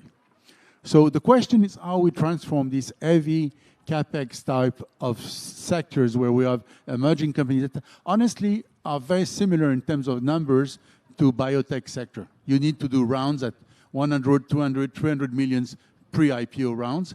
It's very, very similar in terms of orders of magnitude as to what you would do to launch a biotech company. The question is how do we capture the areas that are upstream, like quantum computing, and try to build a system where Europeans, but we need to create scale. I mean, we need to combine players. Either we fail separately in our little village, and honestly, my village is marginally bigger than your village, but at the end of the day, your village is as small as my village at your global scale. So either we fail separately or we succeed together. So consolidation of players is not a nice to have when you are in a dead end of a strategic development. Consolidation is step 1.5 or step 2 of development, because there is no future without consolidation. And I think your role, the Euronext, is vital in that sense, because in the US, the IPO in itself is a celebrated thing culturally, which gives people the incentive to collaborate and create bigger units that are capable of IPOing. In Europe, this mentality does not exist. I think we are still, so I think the work Euronext will be doing over the next few years is quite critical in the psychology, not just of the investor, but also of the entrepreneurs coming together to create bigger teams, right? It's relatively simple. If you believe that the worst is behind you and the best is ahead of you, you go public, because you take an IPO discount, but you keep a share of the future. If you believe honestly that the best is behind you and the worst is ahead of you, you take an M&A premium and you sell the company, take the money and run. Absolutely. But the IPO is an ultimate sign of confidence in the future of the project. But I think it's also an incentive for collaboration and for mergers. Marcel, we were talking about this before the discussion started here. It ultimately comes down to people. And you did mention something quite surprising, that the team you worked with in Salonika from the universities was equivalent to Berkeley. Now, most people would have difficulty kind of believing that. I guess my question to you is, you've hired a lot of very good people here, but also many other places in the world. Greece likes to say that we're 6th in the world in terms of STEM graduates. We have 3,500 professors in the top 100 universities in the world, which ranks us 2nd after Israel. We have a lot of good stuff going for us. However, there seems to be something missing to really translate that into economic value and technology innovation in the real marketplace. What are your thoughts on this? Marco, 60% of our business is in US, so I would compare the way we do business in US with the way we do business in Europe, and then maybe I'll come back of what is missing and how we can capitalize on a higher speed there. I think US has simpler rules. It's just simple, And then once you have simple rules, you can speed up much faster with people of different calibers in your organization. And that is a big change when cost of compliance sometimes is a big fraction of your cost of production when it comes back to Europe. Second, of course, there are fundamentals between US and Europe in terms of profitability, which is the cost of energy. And I think more will have to be said on that. And even between Greece and France, when I'm paying more than 120 euros per megawatt, while in France my peer is paying 50 euros per megawatt. It's great, We have a lot of solar here, but with solar without base load management, and there Europe has to do much more. But when it comes to heavy industries and high energy intensive, simpler rules, incentives for technology rollout, cost of energy, and then faster on AI implementation. I think that makes the difference. And then is the capacity to mobilize capital on venture capital. Again, look at US, how fast they fail and learn on not only on AI but also on new materials. Now, US is not championing decarbonized materials. That's European on European menu. However, Europe is missing those startups on new materials. So I think here we can see the differences, and we can definitely step up on Europe on venture capital, mobilizing the financing, on incentivizing the deployment of high technologies in AI, and then fixing the energy cost issue. Thierry, an existential question to you as an experienced investor. An American friend of mine was telling me, when I told him that I've gone from being an entrepreneur to becoming a venture capitalist, he said, I think you're in the wrong continent. You know, the highest risk asset class in a continent that is so risk averse is a problem, right, in terms of mentality. I'd like your thoughts on whether this is true, but also, you know, to the extent that it is, what could practically be done to change this mentality, given that if we don't go that path, that way, and experiment and fail, and have more of a fascination with the impossible rather than a fascination with what is safe and secure, which is also usually an illusion, you know, what would you say on that? That is that's a tough one, but I really believe that regulation and regulators have sort of reinforced that risk-averse thing. European regulators are obsessed with protecting retail investors or any kind of investors or retirement pensioners. And because we've included in the sort of social model that we have, which we love, of prosperity, the fact that somehow, somewhere, the state or the regulator has to protect you against everything. And we're having problems with investment appetite, but we're also having problem with the fact that sooner or later we will not be able to protect the entire European people against climate change and the severe events of climate change, but we still think that we can, because the insurance system is no longer capable of taking it, and governments either. So fundamentally, in very pragmatic ways, as I was saying earlier, bigger volume allow you to take more risk without really changing your mentality, because it's distributed, and diversification always keeps regulators better. So that would be, you know, consolidation of some of these players would help quite a lot, even without them changing their mentality. The second thing is, today, when you look at the regulation at EIOPA for and Solvency II and all these different sort of regulations that we have, capital charges are still too high because they look at it as extreme risk. And so all the asset aggregators and asset owners that I was talking about, they pay dearly, a lot more than US regulated entities to invest in these things. So it takes a long time. You know, 10 years ago, it was a fight to convince EIOPA that infrastructure was, of course, a illiquid asset class, but it was a great asset class for your pension. Now we have to convince them that venture capital is a great asset class, it's illiquid, but it's the only thing for the future of Europe. And that, I think, the other thing, just to finish on that, on the education system, we can still act, because I think we are decreasing our investment in our education system because it's great and everything, but it's going down in terms of the ability to produce the right brain. But this is also where we can instill a little bit more risk appetite rather than later. No, I'd like to highlight something very, very important in my view to explain this recurrent debate on risk appetite in Europe. We don't take as many risks as we used to do because we are getting older, and more of us are old.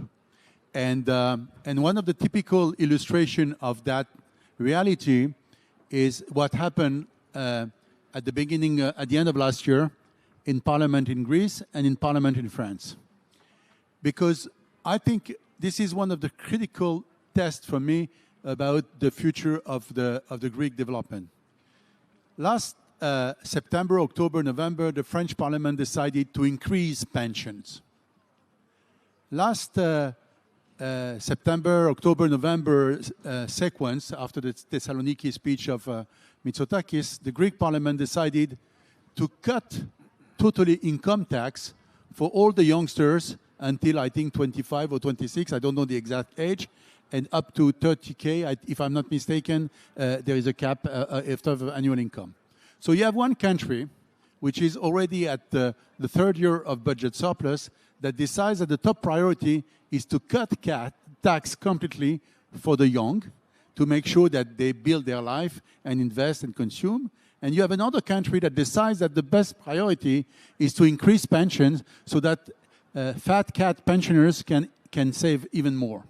So this is a big difference. Now, when you take one decision or the other, you don't have the same output in terms of risk appetite. Yanni, I want to end this discussion with you. Just for our French guests, the founder of the company, Yannis represents Unisystems, and the Quest Group was also president of CCIFG. And it was unusual at that time for a tech entrepreneur to be the president of CCIFG, which is typically a very industry, quite conservative organization. And I guess, he was a visionary in the sense that he got into this business when no one really was in tech. Now, many years later, obviously, it's one of the largest companies. But I'm sure, Yanni, that you are dreaming of what this technology sector could become in Greece over the next 10 years. So I'd like to end on that note. What do you and your team dream as the potential of tech in Greece?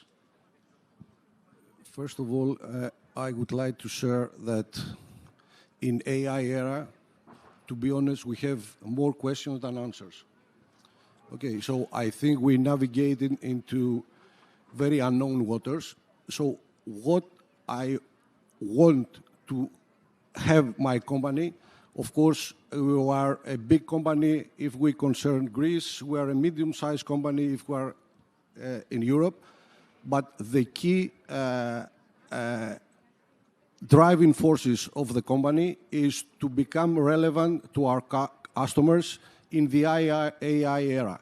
And this has to be done, first of all, by engaging all the workforce, because we are a human-intensive company, and we have to transform ourselves. And this is not just for the sake of the company, but first of all, for the sake of the employees and their labor future.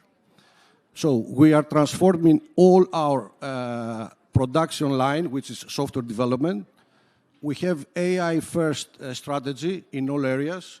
We try to transform all internal processes outside software development in human resources, in legal, in finance, in marketing, in recruitment, in everything. We try to produce new type of software that AI is embedded in the software.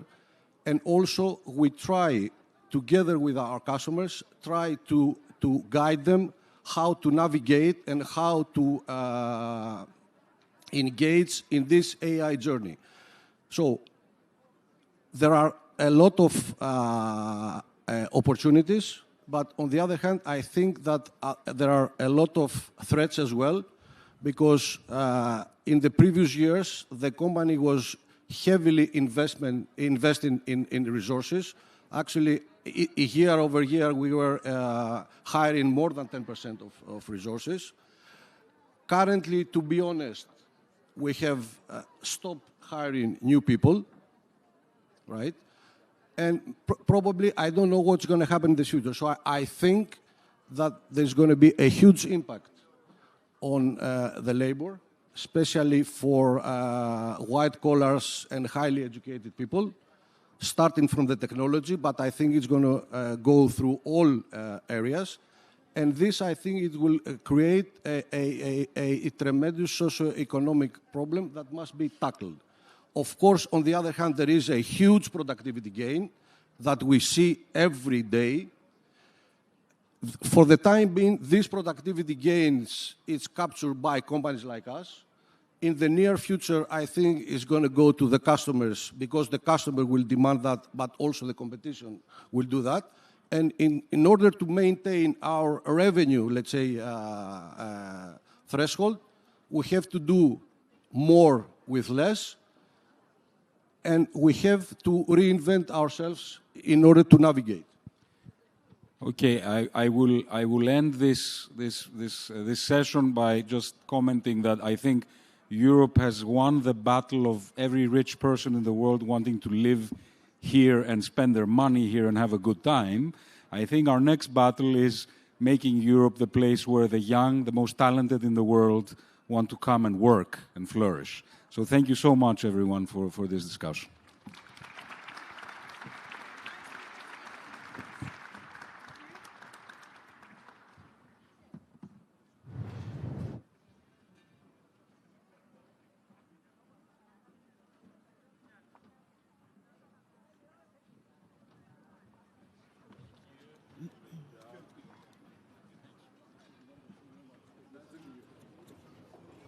Thank you all, gentlemen. Thank you all for this powerful discussion.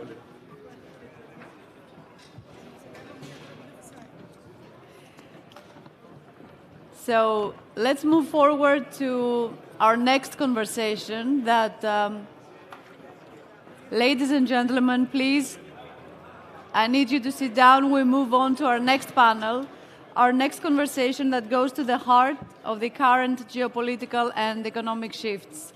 One of the most strategic developments of our time, the India-Middle East-Europe Economic Corridor, the IMEC. That is not just a transport route. It is a multi-dimensional initiative that brings together shipping, rail, energy networks, digital connectivity, and trade. So in today's shifting geopolitical landscape, it has a rapidly growing significance for Europe and especially for Mediterranean countries, raising important questions about economic sovereignty, resilience, and regional cooperation.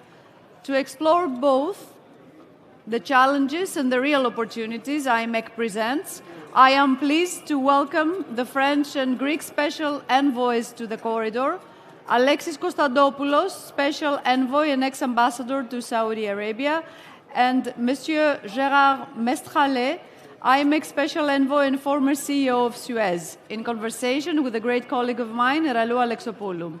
Please welcome all three.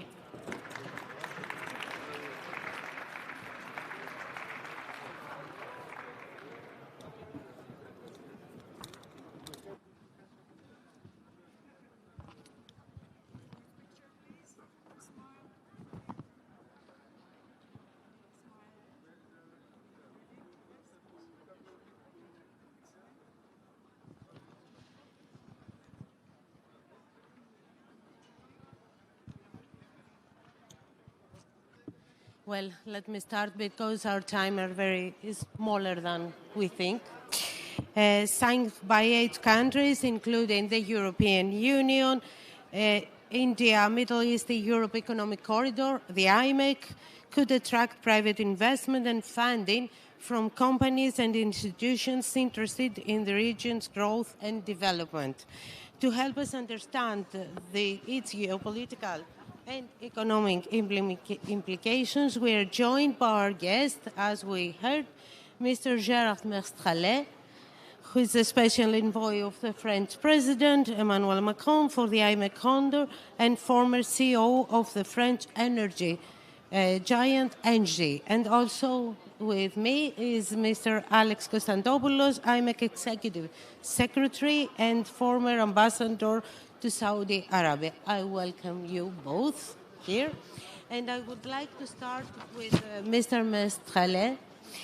IMEC is being described as a landmark connectivity project linking India, Middle East, and Europe. From your perspective, how significant is this initiative for Europe's long-term strategic position?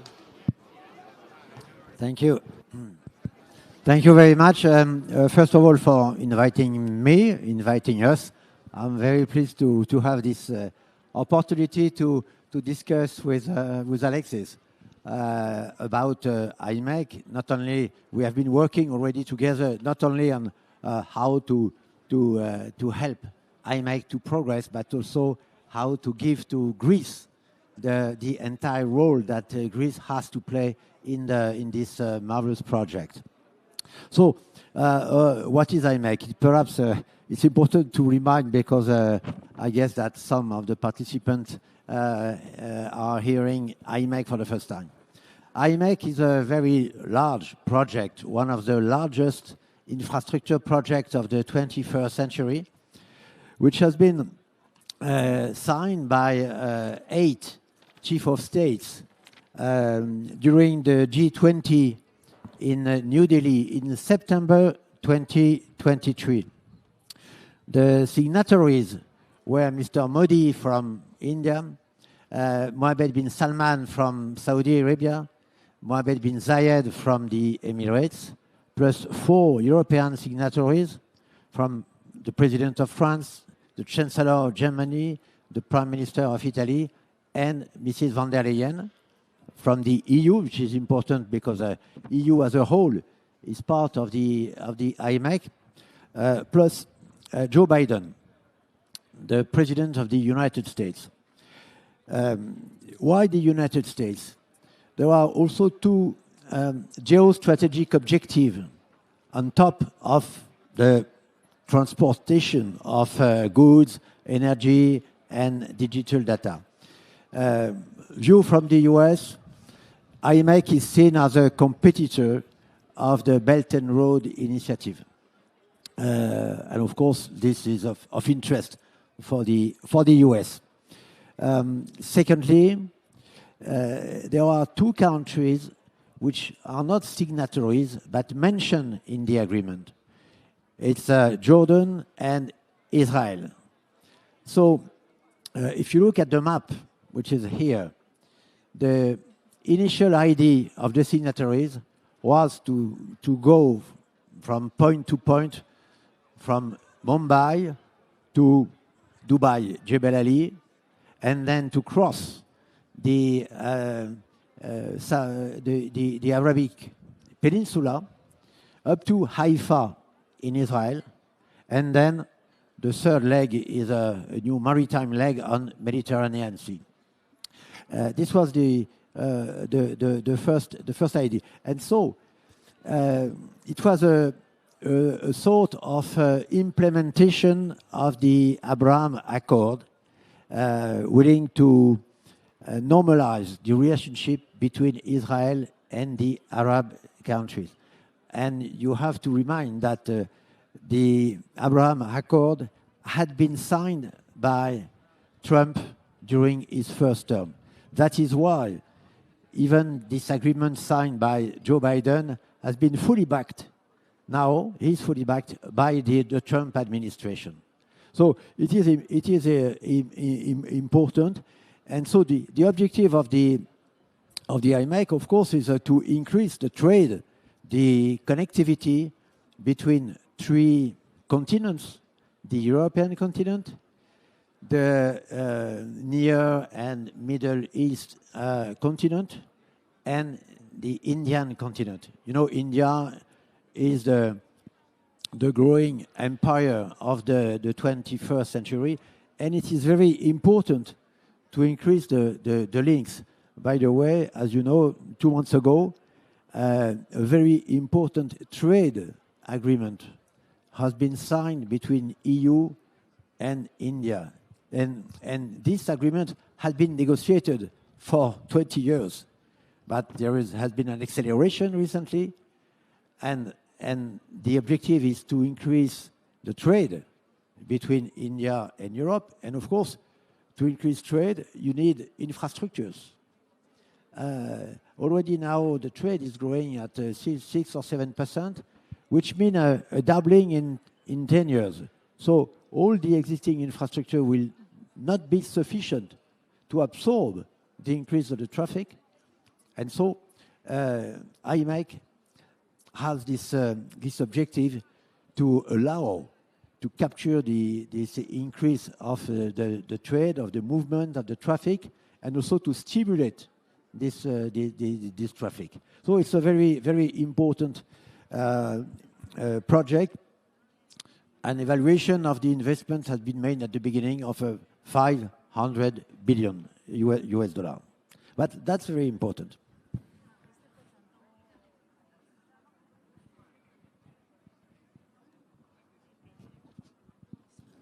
Am I hearing? Yeah.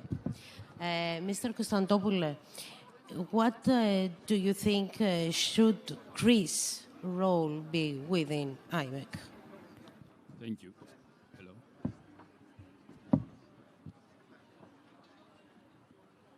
Hello. Thank you. Thank you. Thank you for having us here today. I'm very happy to welcome in Athens my good friend and counterpart, Gérard Mestralet, with whom we've been working very closely over the past couple of months. I think Greece and France have a very special relationship, and this special relationship also reflects in the cooperation both of us have regarding the IMEC, which is a European project. It's a project where, as Gérard just said, a lot of European countries participate. But of course, all Team Europe will profit from it. Now, Greece's role is very important in it because the geographical logic is very clear from such a corridor, as Gérard just described it also right now. Greece is the logical entry point of the IMEC in the unified European market. So, of course, Greece has very close links with the Middle East, with all the countries of the Middle East, the Arab countries, the UAE, Saudi Arabia, but it is also very close to Jordan and to Israel. So it can bridge the gap and help by bridging this gap to bring things closer to fruition. Our role is to be able to ensure this continuity and stability of security of supply of goods, of energy and of data between the Middle East and Europe. And we're already working in this sense since most of you know that we have already established the vertical corridor with the Balkans. So we're importing LNG, and it allows for to be transported to Bulgaria, Romania, and further north to Moldova and Ukraine. We're also putting in place electricity interconnections with Egypt, with the Gregi project, with Cyprus and Israel, the Great Sea Interconnector, and also there is ongoing projects for an electricity connection with Saudi Arabia. So a lot of what we're planning to do in the future is already being implemented. It just needs to be put together as something that is coherent, that is something that comes in continuity. But as Gérard said in the beginning, it was supposed to be a single route, but now it is more conceived as a network of corridors that will allow us to accelerate trade and prosperity between our different continents, but also and mainly ensure the security of energy, supply of goods, and data through our three different continents. So Greece's role is very important. Geographical logic is there. We have the political capacity. We have the geopolitical capacity also in the required lanes to play an important role. And of course, within Team Europe, we know very well that we need to succeed together. So there's not only one single entry point for the IMEC in Europe. There can be several entry points for the IMEC in Europe. It can be Marseille, it can be Trieste, it can be Piraeus, it can be Alexandroupolis. We just need to put all of this together and to work coherently and cohesively towards that. Now, the IMEC is something that should be very interesting for the private sector, because this is somewhere where we will need a lot of private-public partnerships. So it's very important that the two governments are working together to put this in place, so that would allow also for the private sector to work together and to bring our companies closer. So I think this is the IMEC, which is a very important project. It's a project for the future. It is something that will allow us to project European unity and cohesion in the future and the security of our continent. And it's very important that our companies can also work very closely together on this. Thank you. Monsieur Mestralet, does the conflict in the Middle East hinder the project's implementation? The fact is that the conflicts had reinforced the role and the usefulness of IMEC. Let me explain. Of course, IMEC might be considered as a straight line, one track between 2 points, say Mumbai to Marseille. That should be, I would say, a risky way, because if there is one difficulty in one point, an explosion in a port, like happened in Beirut, for example, or a technical accident like we saw on the Suez Canal when a ship, it was a Chinese ship, by the way, blocking the Suez Canal for 3 weeks. During 3 weeks, the global trade has been blocked. So we have made this evolve from a single track to vessel network of several routes from IMEC in order to de-risk the supply chains. The objective of IMEC is also to reinforce the supply chains from China to India, notably, but not only, and also to make the supply chains more secure and more resilient. That's why, starting from India, if you look at the map, starting from India now, there are 4 ports. Not only Mumbai, but also Mundra, Vadhavan, a new port that Mr. Modi has decided to build, $10 billion, which will be the main port for IMEC, plus Neva Sheva. When you go by the maritime route, the first leg, to the Arabic Peninsula, the most important ports are in the Gulf. So to reach those ports, you have to go through the Strait of Hormuz, which is blocked today. And before the war, we had developed the idea that Oman could offer most secure ports to the IMEC, Sohar or Duqm. And I will be in Oman in 3 weeks with the government, at the invitation of the government, to secure that. And so on the other side of the Arabic Peninsula, you have the Red Sea, and at the entry of the Red Sea, you have the Bab al-Mandeb Strait in between Yemen and Djibouti, and the Houthis are there. They have been bombing the ships sometimes. And so in the transport activity, the risk component of the cost through the insurance is becoming greater and greater. And so to avoid the 2 choke points, Strait of Hormuz on the east and the Strait of Bab al-Mandeb on the west, there is a simple solution to go in the middle through Oman and then crossing Oman, the Emirates, Saudi Arabia, Jordan, and from Jordan you go to Israel or to Egypt or to Lebanon. And then you have access to the Mediterranean Sea. And as Alexis said, to reach Europe, you have the Greek ports, you have Trieste, but of course, we are developing massively Marseille as one of the competitive hubs in Europe. Therefore, the objective of the IMEC is to create a strong link between those Orient and Occident, between India and Europe through the Middle East, but with a safer and more resilient way. Thank you very much. We have only 3 minutes.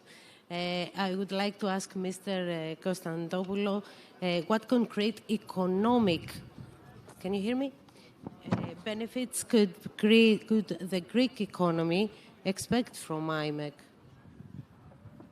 Thank you very much. Well, it's different to put numbers on something that has not been realized yet. But if this, and hopefully it will, if this economic corridor develops to the satisfaction of everybody, of all the parties, As Gerard just said, it will allow maritime, it will allow transport to go away from choke points that are usually like provoke a lot of problems, as we have seen lately with the latest geopolitical developments. And in this, I must say that if the crisis in the Gulf region has taught us something so far, is that there is now, more than ever, the necessity to be able to implement this IMEC. Because we need to be able to have a secure, resilient route for trade, for energy transfers, for data, for our continent. So now, more than ever, the IMEC is not only an economic option, it's a necessity for the security of Europe, for the energy security of Europe, and we know how important that is also on the political side. Now, how will Greece benefit from it? Well, it's up to us to decide how much we want to benefit from it. Let's put in place the necessary infrastructure. I mean, geography favors Greece, favors France, favors all the Mediterranean countries in this sense. But it's up to us to decide how much we want to profit economically from this corridor. Because if we put in place the right conditions, then the private sector will decide to come to Marseille, it will decide to come to Piraeus, it will decide to come to Alexandroupoli. So if we want to reap the economic benefits, then we need to be able to do the necessary work before. So hopefully there will be a lot of economic benefits because we will be able to mobilize our governments and our enterprises in this sense to make, as somebody was saying before, one of the speakers before, we need to dream big to be able to reap the profits of our vision, of what our vision is. This is a very important vision that needs to be implemented. No, I was speaking too much. I don't think I think you hear us. I would like to thank you both for your insights. Unfortunately, our time was limited, but thank you very much.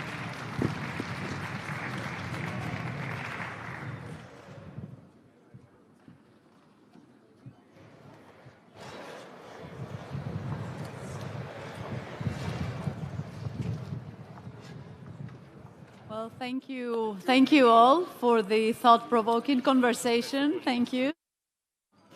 Ladies and gentlemen, let's have a 10-minute coffee break. And let's get back at 1:10. Please be sharp on time so that we can continue. Thank you.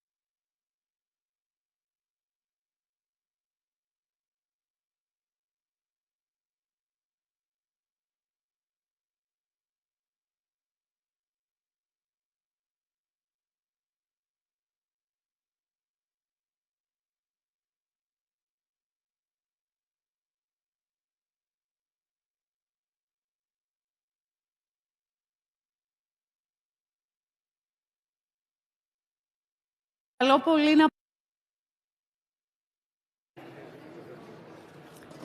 Σας παρακαλώ πάρα πολύ, με σεβασμό προς τους ομιλητές, γιατί είναι αυστηρό το πρόγραμμά μας και περιμένουμε τον Έλληνα Πρωθυπουργό και τον Γάλλο Πρόεδρο αργότερα, να είμαστε λίγο αυστηροί με τους χρόνους. Παρακαλώ πάρτε τις θέσεις σας για να προχωρήσουμε στην εκδήλωση. Αν θέλετε, κυρίες μου, παρακαλώ πολύ πάρτε τις θέσεις σας. Σας παρακαλώ πολύ, κυρίες, πρέπει να ξεκινήσουμε.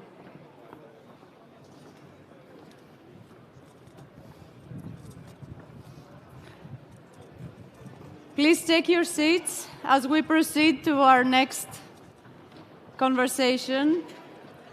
Ladies and gentlemen, thank you all. Please, you may be seated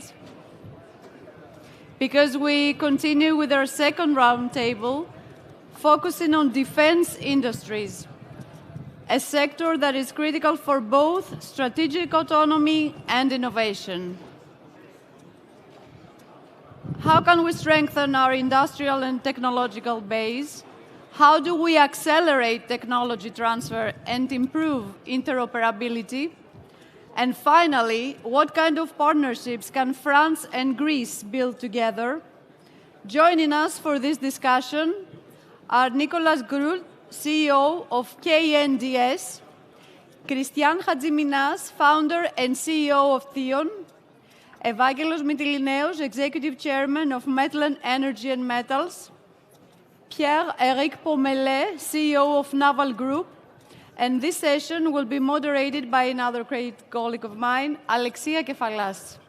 Please welcome all to the stage.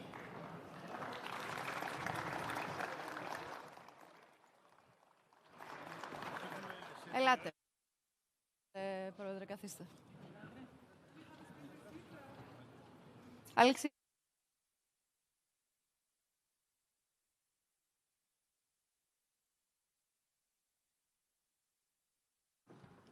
Thank you. Hi. Hello. I have a brilliant man here. As it was announced, we have the one who's speaking is Christian Hadjiminas, who's the founder and CEO of Theon Group. As I heard right now, you are the first Greek investor in France now, are you? This is very good. Theon is you promoting the Made in Greece, like your other colleagues. You produce night vision binoculars and thermal monoculars. So congrats. Pierre-Eric Pommelet, you are the CEO of Naval Group. You almost half Greek now, are you? Greek entrepreneur partnership with Greece with 3+1 frigates. I was at that Kimon visit this morning, and it was quite interesting to hear President Macron, the Prime Minister of Greece, Mitsotakis, who were talking about the frigates that will be in Salamina. And it's very interesting in a history point of view, because Salamina was the first time of all the Greek cities joined together, made an alliance, really a joint venture alliance against Xerxes, which is quite interesting nowadays. Evangelos Mitilineos, CEO of Metlen Group, Energy. Everyone knows you here. I mean, every investor in Greece knows you. Energy and metallurgy specialist listed in the London Stock Exchange. Welcome, thank you. Nicolas Groult, the tallest maybe. And also collaborating with Metlen, like Naval Group. Ground combat system with the famous Leopard, the anti-tanks, with missiles and anti-drones attack. Welcome to all of you, and a question to all of you who wants to take the first word. What is the European defense today? Should I start? Sure. Okay, good afternoon, everyone. So if I start with European defense first, I think KNDS is a good example, because obviously it's a pan-European land defense group, which has been built between, at the beginning, German and French group together in 2015. And now we are present in 8 countries, and serving more than 20 armies across Europe. So obviously, European means something to us, clearly by construction. But when we talk about European defense, yes, what do you think? So, European defense now, we need to step up. You know what has happened a couple of years ago now in Ukraine has provoked a big reaction, obviously, and we have speed up. We have speed up, and you know, in terms of example of what we have done in the recent years, what is working very well, there is a need for collaboration. There is a deep need for collaboration between countries and between companies to make the speed happen into Europe. I would like just to take a concrete example of what has happened between France, Belgium, and Luxembourg. You know, when a couple of years ago... CAMO program, huh? CAMO program, CAMO. Absolutely. The CAMO program is a good example of cooperation between countries and between industries. When we have developed the Scorpion family, which is a couple of vehicles, infantry vehicles and fighting vehicles, communicating together, which was the first of a collaborative combat that we have innovated clearly in France. And afterwards, the Belgium state and the Luxembourg state told us, well, we would like to join this program. Why? Because it's just economy of scale, speed, and tomorrow, when the land forces would like to send some battalion together in Europe or somewhere else, they can cooperate immediately. Same training, same equipment. And this is what is making a big difference. And there is another point very, very important, is the cooperation between the states. Because when we signed this agreement between French, Belgium, and Luxembourg, then we decided also to transfer of technology in Belgium. So we have transferred technology to Belgium. We are assembling some vehicle in Belgium. So it's a win-win agreement. And clearly, what we would like to do now, especially in between Greece and France, is to continue to do the same. So.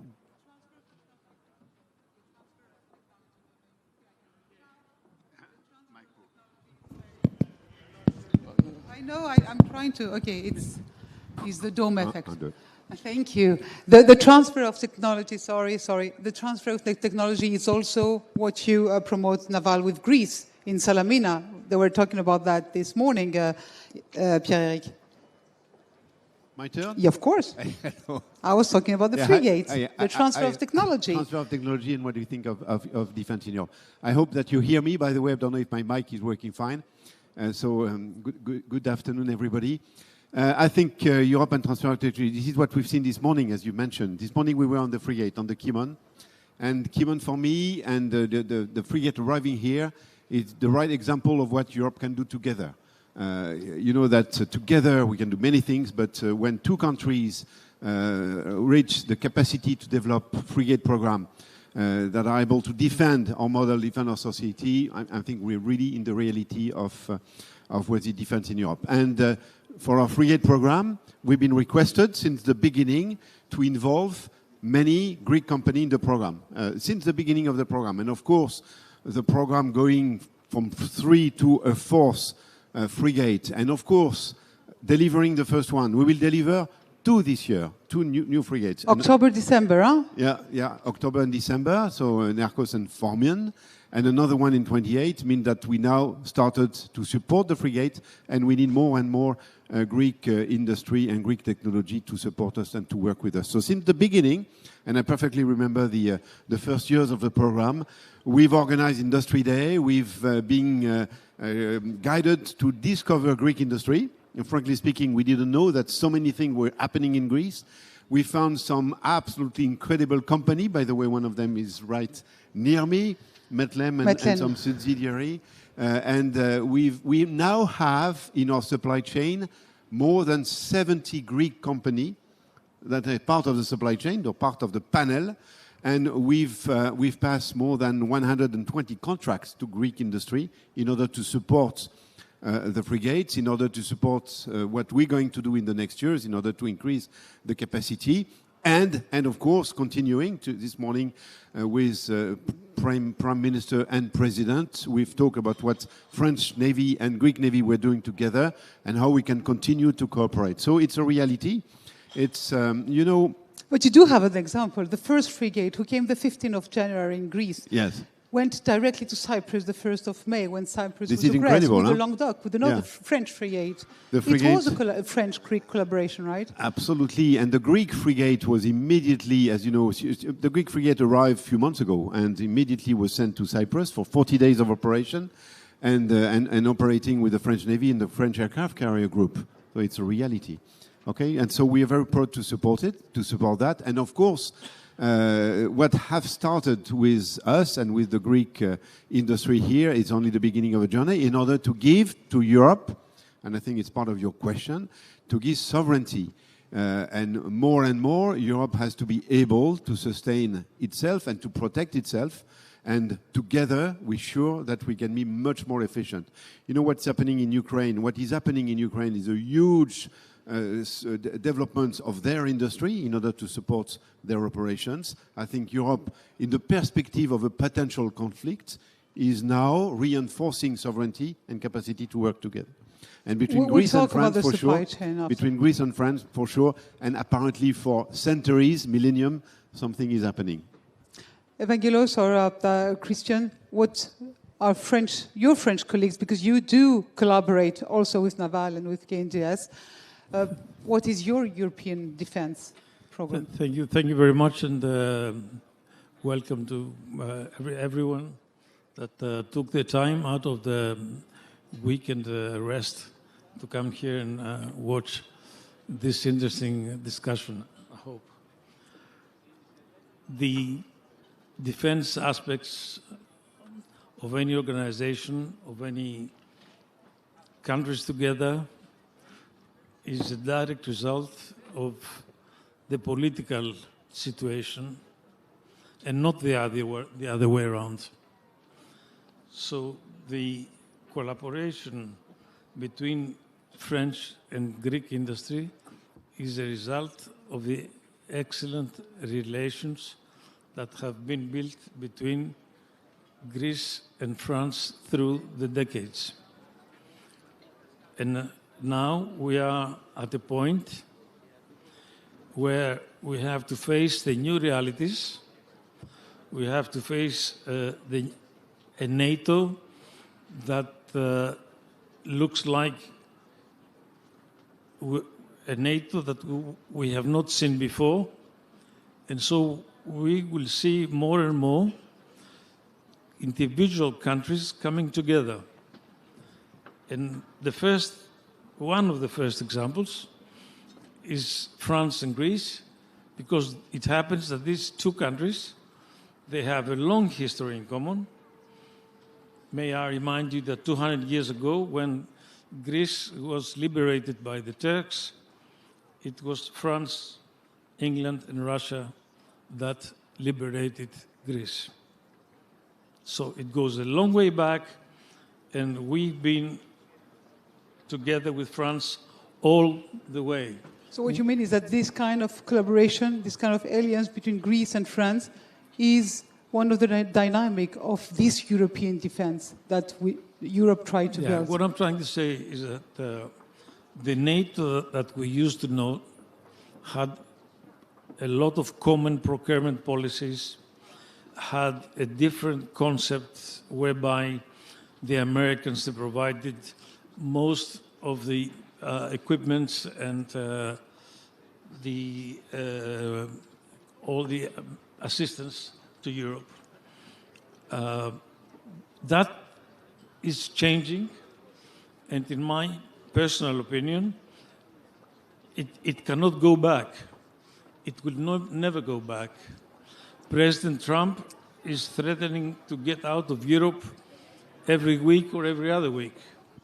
I don't know if he's going to do it or not. But no matter if he does it or he does not do it, the situation is not going to be like it used to be before. Therefore, bilateral agreements between countries like this one is maybe the norm of the next day. And this is a very good example that we are starting now. Yes, maybe, but what happened in Cyprus was a game changer. The Greek Prime Minister was talking about that because Cyprus is not a member of NATO, but is a member of European Union. So, and in the Treaty of European Union, Article 42, Paragraph 7, you have the mutual assistance that you're talking about, Mr. Mitilineos. So that's why France and Greeks went directly to save and to help Cyprus. Christian, what do you think about European defense? You are a defender of the Made in Greece too. You invest a lot in France with Stavros, with Exosens. So you're one of the main actors of that collaboration.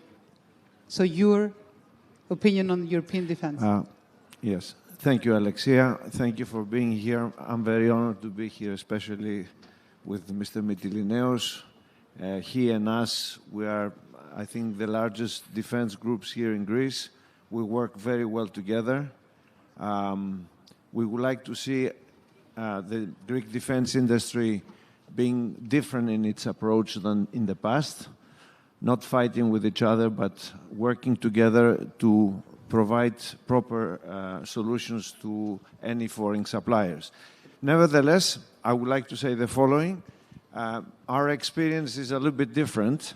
We started our cooperation with French companies regardless of Greek procurements, had nothing to do with them. You mentioned Exosens and Safran. Yes, first of all, we are the second largest investor in France last year, and this year, I'm talking about civil and defense. This year, I think, with what we have in mind, we will become the top investor. But our cooperation with French companies, Safran and Exosens, started a few years ago, and we worked together to break into new markets together with Safran in Brazil, Switzerland, with Exosens in many countries, in Europe, but also Saudi Arabia, UAE, to be specific. And we managed together, with us, actually a Greek company being the main contractor, with only one exception in one of those countries, to win hundreds and hundreds of millions of euros of exports, not only from Greece, but also from France. So I'm very proud of that, but that's not important. What is important, and this is what I would like to relate to our French friends, not just the fellow participants here, is that France should see Greece now that we have also matured, as partners, not as just clients. We also, when I go to these countries with Safran, with Exosens in Saudi Arabia, we don't see them as just customers. We see them as partners. And when somebody, a country, understands that you treat them as partners, they will return the favor many times. I will tell you another example, because I always want to be specific. Right now, Germany is our biggest customer. Nobody asked us to invest in four companies in Germany last year, and nobody asks me to invest in France last year and this year. We consider this as part of give and take. So to cut a long story short, I would like to ask our French friends, because they are friends, to work together, but it's not about working about something in Greece, to do a global business, which makes sense for both our French friends, like NDTS, that you're doing these wonderful things with Metlen, and I hope also Group Naval and Thales and Safran, that together there are a lot of markets that we can capture, but we don't want to be seen as your partners just for Greece, because it's not good for you, it doesn't make sense business-wise, and it doesn't make sense for us. And we think we can bring more value added globally. Thank you. Okay, that partnership could be tasted maybe, Pierre-Eric and Evangelos, with submarines. You have that project. Tell me about that. You know, you are working on we have the sea protection, the air protection with those 24 Rafale. We have the earth protection with all those Leopards. What's going on now with the submarines? This is a co-production ongoing, isn't it, Pierre? Co-production, not yet, but I want to know we everything. understand that in the defense of Europe and in the defense of Greece, there will be acquisition of submarines or replacements of the submarine fleet. That makes sense, by the way. You know that submarines are becoming very powerful, of course, very quiet. And with submarines today, you can protect a very large area, and you can make deterrence on a very large area. And so a lot of countries are renewing their submarine capacity.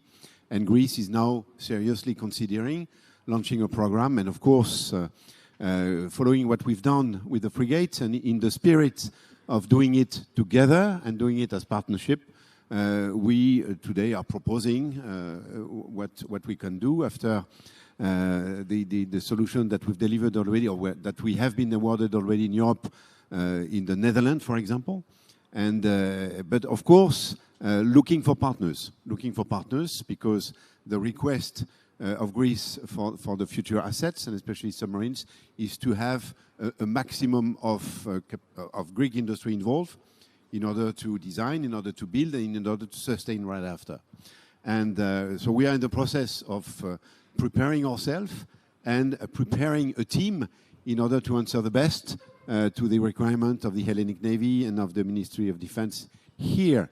And what does that mean? Of course, working with the companies that are working with us, but also extending with companies that can help us in, let's call it heavy industry, metal, and energy. I'm looking at you, Evangelos, because Metlem is clearly a company that can bring us, but also shipyards. You know that we are considering working with Scaramanga Shipyard that has a huge experience in submarines. So we have a huge knowledge in submarines. And huge knowledge of submarines. Yes. So but can we consider what Christian Sradimina is saying? Can we consider that you could co-produce together submarines and sell it in another country? Of course. Once we've set up a supply chain and a capacity, of course, then we can extend this capacity to other contracts. This is what Christian was saying in cooperation. So we are in the process of building a team, French and Greek team, in order to address the future needs of the Navy. Evangelos Mitsotakis, a reaction? Yeah. We are in a very nice atmosphere here, and I don't want to sour the mood here. But I have to, I cannot avoid saying that this excellent cooperation that we have with Naval on preparing the fourth frigate, in my opinion, and it's something that I have expressed in public and in person to the top government officials, this cooperation should have started from frigate Bellara numéro 1. I don't think it was good that we had to wait for 3 frigates in order to enter our cooperation with Naval. We have in the production. We have such a good cooperation now in preparing the fourth that I cannot keep wondering why we did not start from the first. But before taking the answer, maybe you can consider having another frigate again. That's not the one. Now let me finish. It's interesting. I'm asking. You also mentioned the submarines. Yes, I do. In our defense lab in Volos, we essentially built the 4th submarines, German submarines, about 20 years ago, as I said, which are the submarines that keep the balance at the Aegean at the moment. And I fully agree that Greece needs another 4 submarines.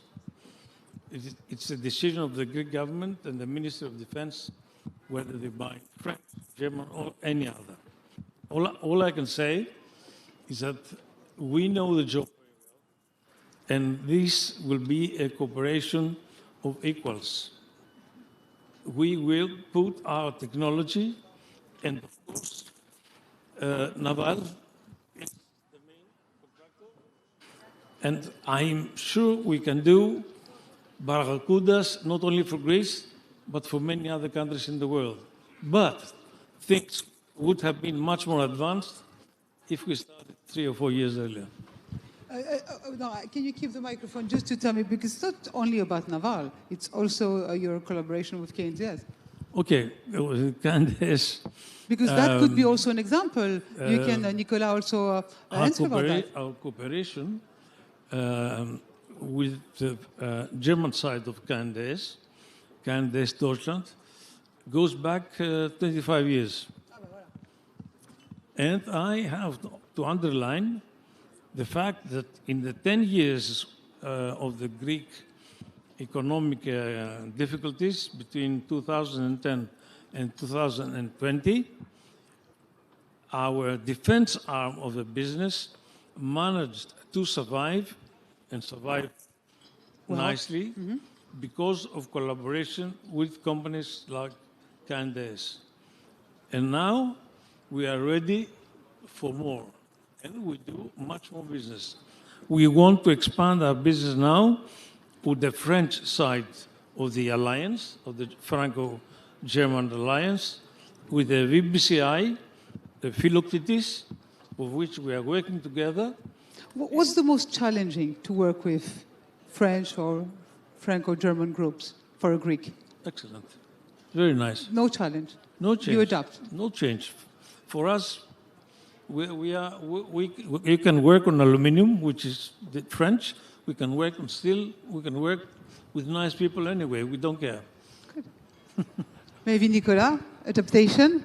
You have this challenge too. No challenge. I think what is important is in what Evander is mentioning is that so we have this Philoctetes project, which is a very nice project where, first of all, we have tried to understand what is Greece needs, and I think we understood, very well the aerian protection, the naval protection, and there is a bit of land protection missing. And so we try to really define what will be the needs. So the VBCI, but a totally new VBCI, which is an infantry fighting vehicle that will cope to be able to be on the mainland, on the islands, and with capacity that will also cope to counter UAV, so which is very, very effective.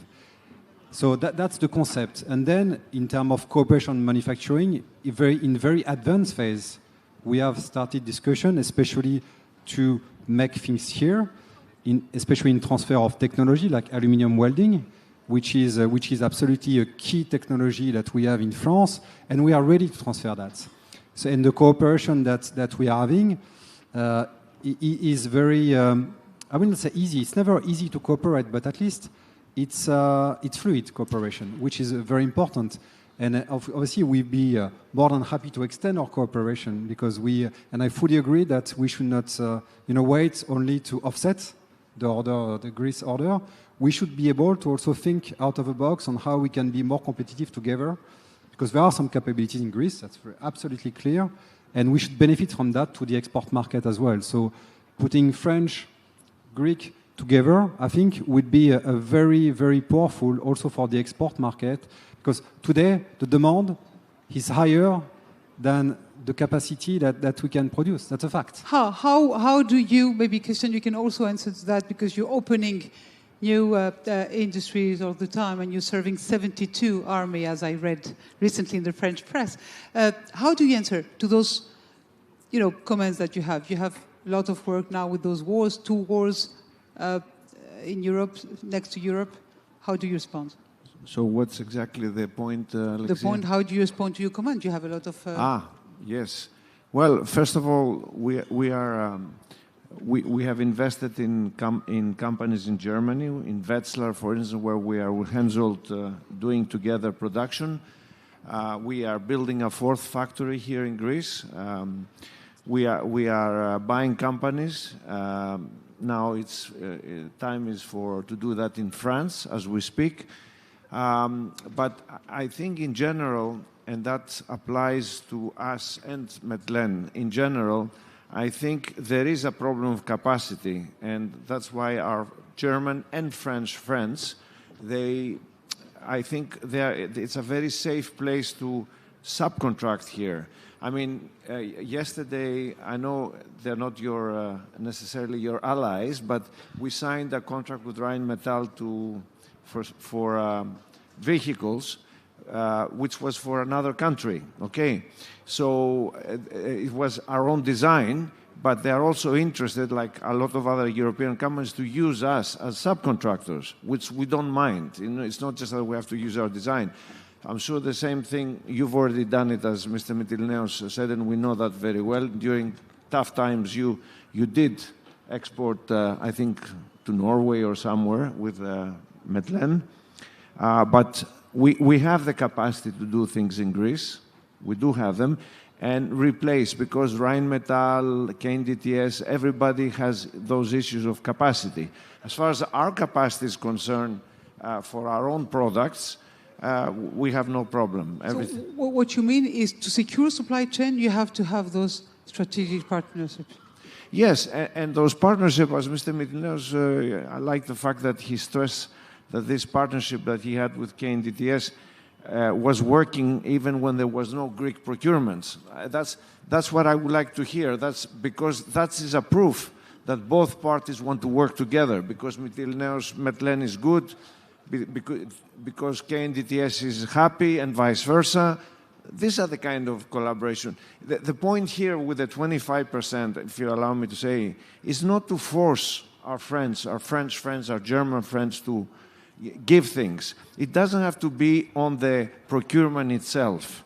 In other words, if there is Rafale and we cannot reach 25% as a Greek value added, there's nothing wrong, I'm just saying as an example, with Dassault helping 2 or 3 Greek companies doing something else in the world. You understand what I'm saying? Things must have a viability for both parties.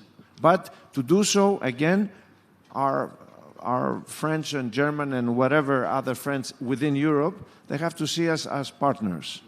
Okay, as time is running, but as I understood of what you just said, is that, okay, so alone you're going well, together you're going far, no problem, but you have a threat. You have wars. Wars are a changing game. You can see in Iran they produce with a 3D printer drones with missiles. How do you answer to those threats, the fourth of you? Quickly. President is coming. Those threats. We've said many things. I wanted just to come back. When we started the frigate program, the requirement was to go fast. The contract was signed in 2022, and we have promised to deliver in 2025 for the first one, 2026 for the second and third one. And Greece at that moment knew that they will need to increase their capacity and to have new vessels very quickly. But at the same moment, they've asked us to involve Greek industry. And I totally agree with you. Now we are much more mature, and now we're ready for next programs such as submarines to involve the Greek industry. But, and I see your colleague from Salamis, Cypriot, that is a very important part of our supply chain. We've been able, even going fast, to introduce. But your question is, so how can you go fast to introduce new technology and new threats while looking at programs that sometimes take time? And I think this is the beauty of defense industry. We have the 2 time scale at the same moment, because programs, whatever we want, but when you design a ship or a warship, or when you design a program, you cannot do it in few months. I mean, it takes some time to the design, to the preparation, to industry, etc., to the investment. But at the same moment, you need to be very aware of the capacity and to be able to fight against new threats, and of course, the new threats of drones coming from the air or coming from the sea. Mean that we have the long-term industry, and at the same moment, short-term, most of it linked to the combat system, to the software, to innovation. And what is very interesting and fascinating, and we've been able to find here in Greece partners for the long-term and for the short-term.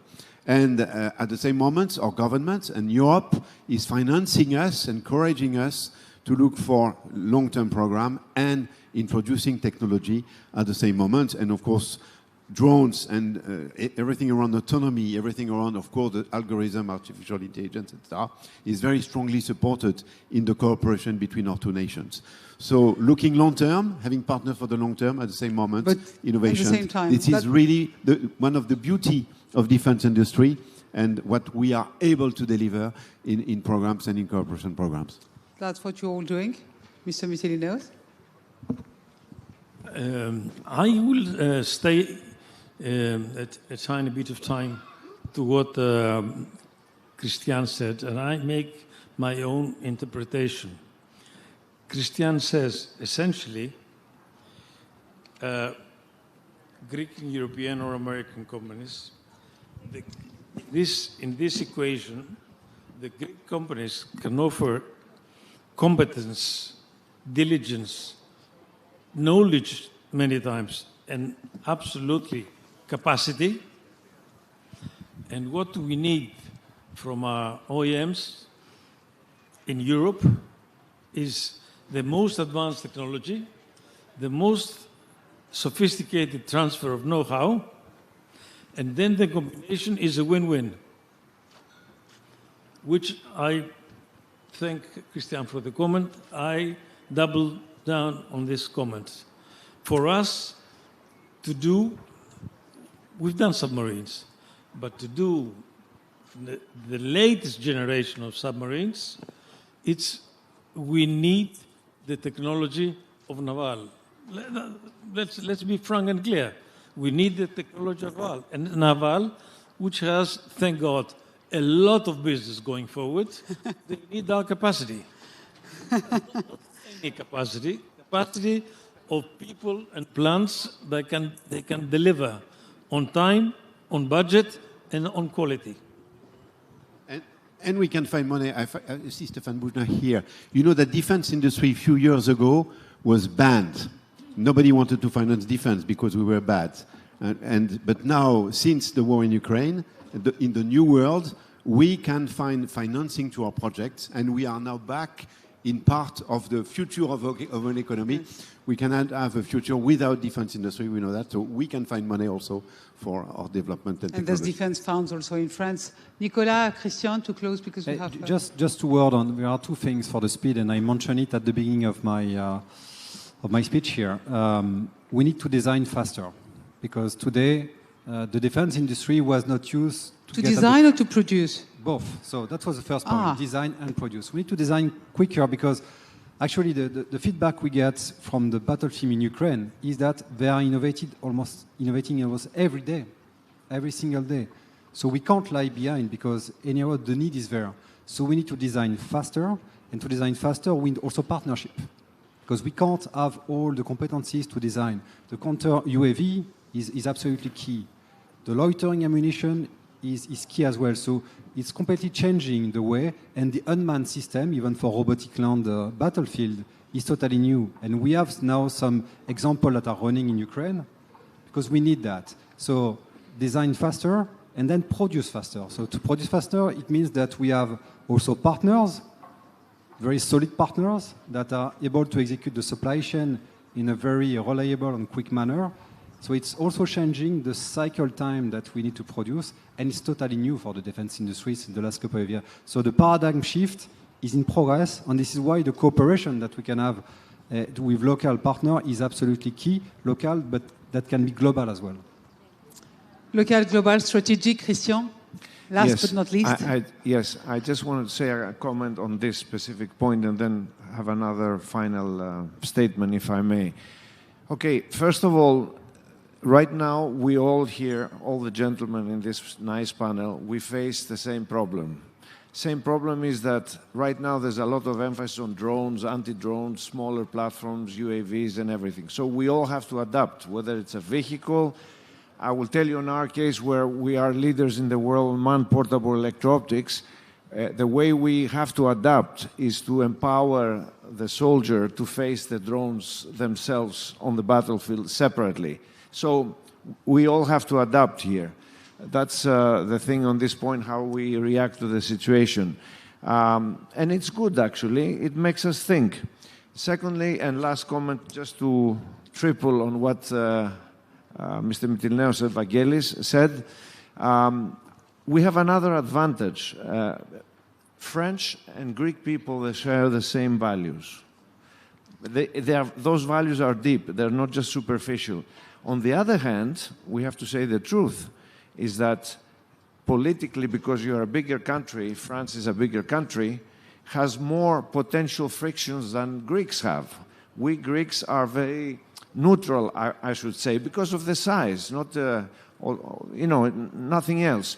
So in many, many countries, it's much easier for when you have a consortium of, let's say, Metlen and KNDTS, or with to have the Greek side on the front. And what I'm saying is not theoretical. We have applied that many, many times. Sometimes the customer wants to have more of a neutral party in between.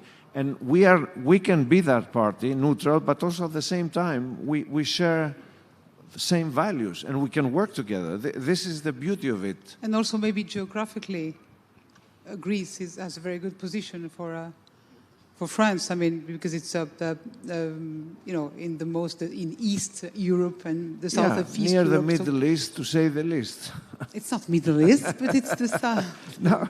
It's South Europe. Huh? It's strategic for France. Just the geographical part of Greece. It's important for French industry, right? Maybe Nicolas to close or. No, absolutely, absolutely. We need this diversified footprint.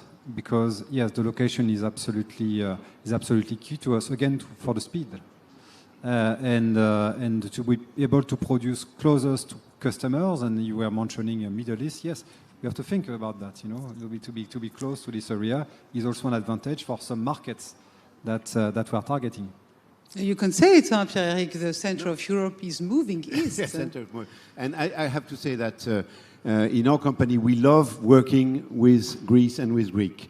And this morning we were on the Kimon, and the crew of the Kimon has spent more than 1 year in France, and apparently they've loved it also. And on those programs, because I've mentioned, of course, industry, I mentioned finance, but we know that we need to convince our young generation and young people to work for defense and to work for us. And I can tell you, it is not a problem to find young engineers and technicians in France to work for a cooperation program with Greece. I don't know why, but I can tell you it's really attractive. That will be the end. Thank you. We can congratulate them. Evangelos Mitilineos, Pierre-Eric Pomelet, Nicolas Roux, and Christian Khadzimina. Merci beaucoup. Thank you.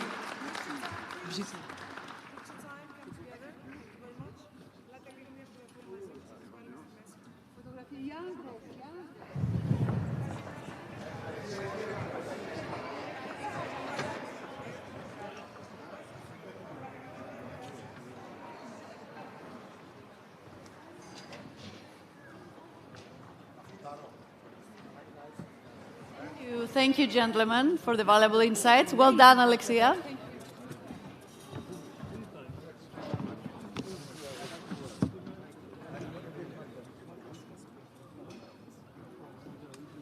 Συγχαρητήρια. Συγχαρητήρια. Να είστε καλά. So, ladies and gentlemen, may I have your attention, please? Because now we move to our final roundtable, addressing one of the most pressing challenges: carbon reduction and industrial competitiveness, as well as security of supply in Southeast Europe and Eastern Mediterranean. So our focus is on Greece's emerging role as a regional energy hub alongside the contribution of French expertise in supporting this strategic ambition. I am pleased to welcome Andreas Athanasopoulos, Executive Director and CEO, Olympia Group, Alexandros Benos, CFO of Synergy Holdings, Bruno Besançon, CEO of AQO, and Pierre-Arthur Lestrade, CEO of EDF Power Solutions. To moderate this discussion, I also welcome Rania Ekaterinari, President of the Executive Committee and Vice Chair of the Board of SEV.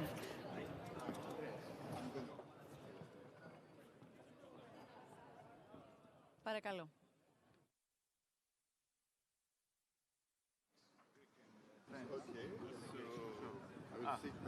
All right, thank you.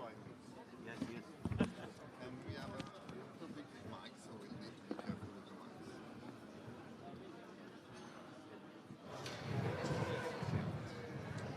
Shall we start? Let's take 2 minutes before we start, until everyone is seated down.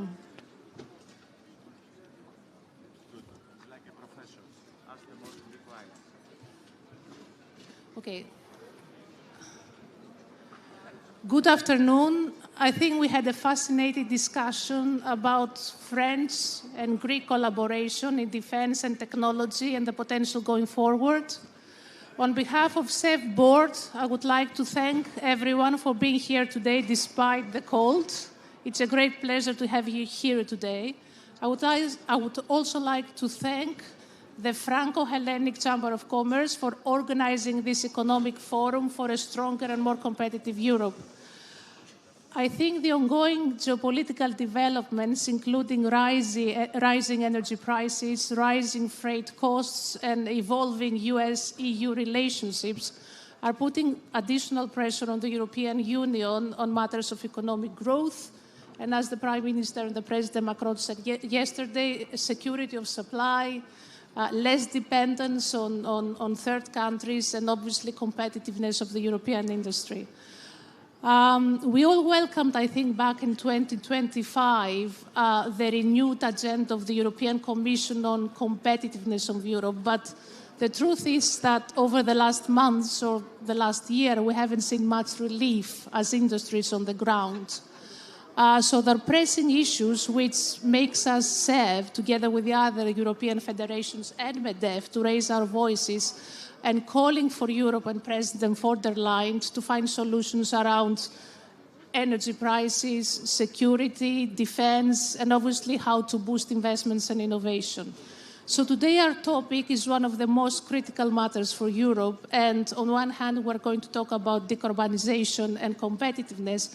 And on the other hand, we're going to talk about connectivity and how it's important to have a less fragmented European energy market. Our Prime Minister talked yesterday about how fragmented the market is, and obviously about securing supply, electricity supply. So I'll start with Julien, with the first question being one.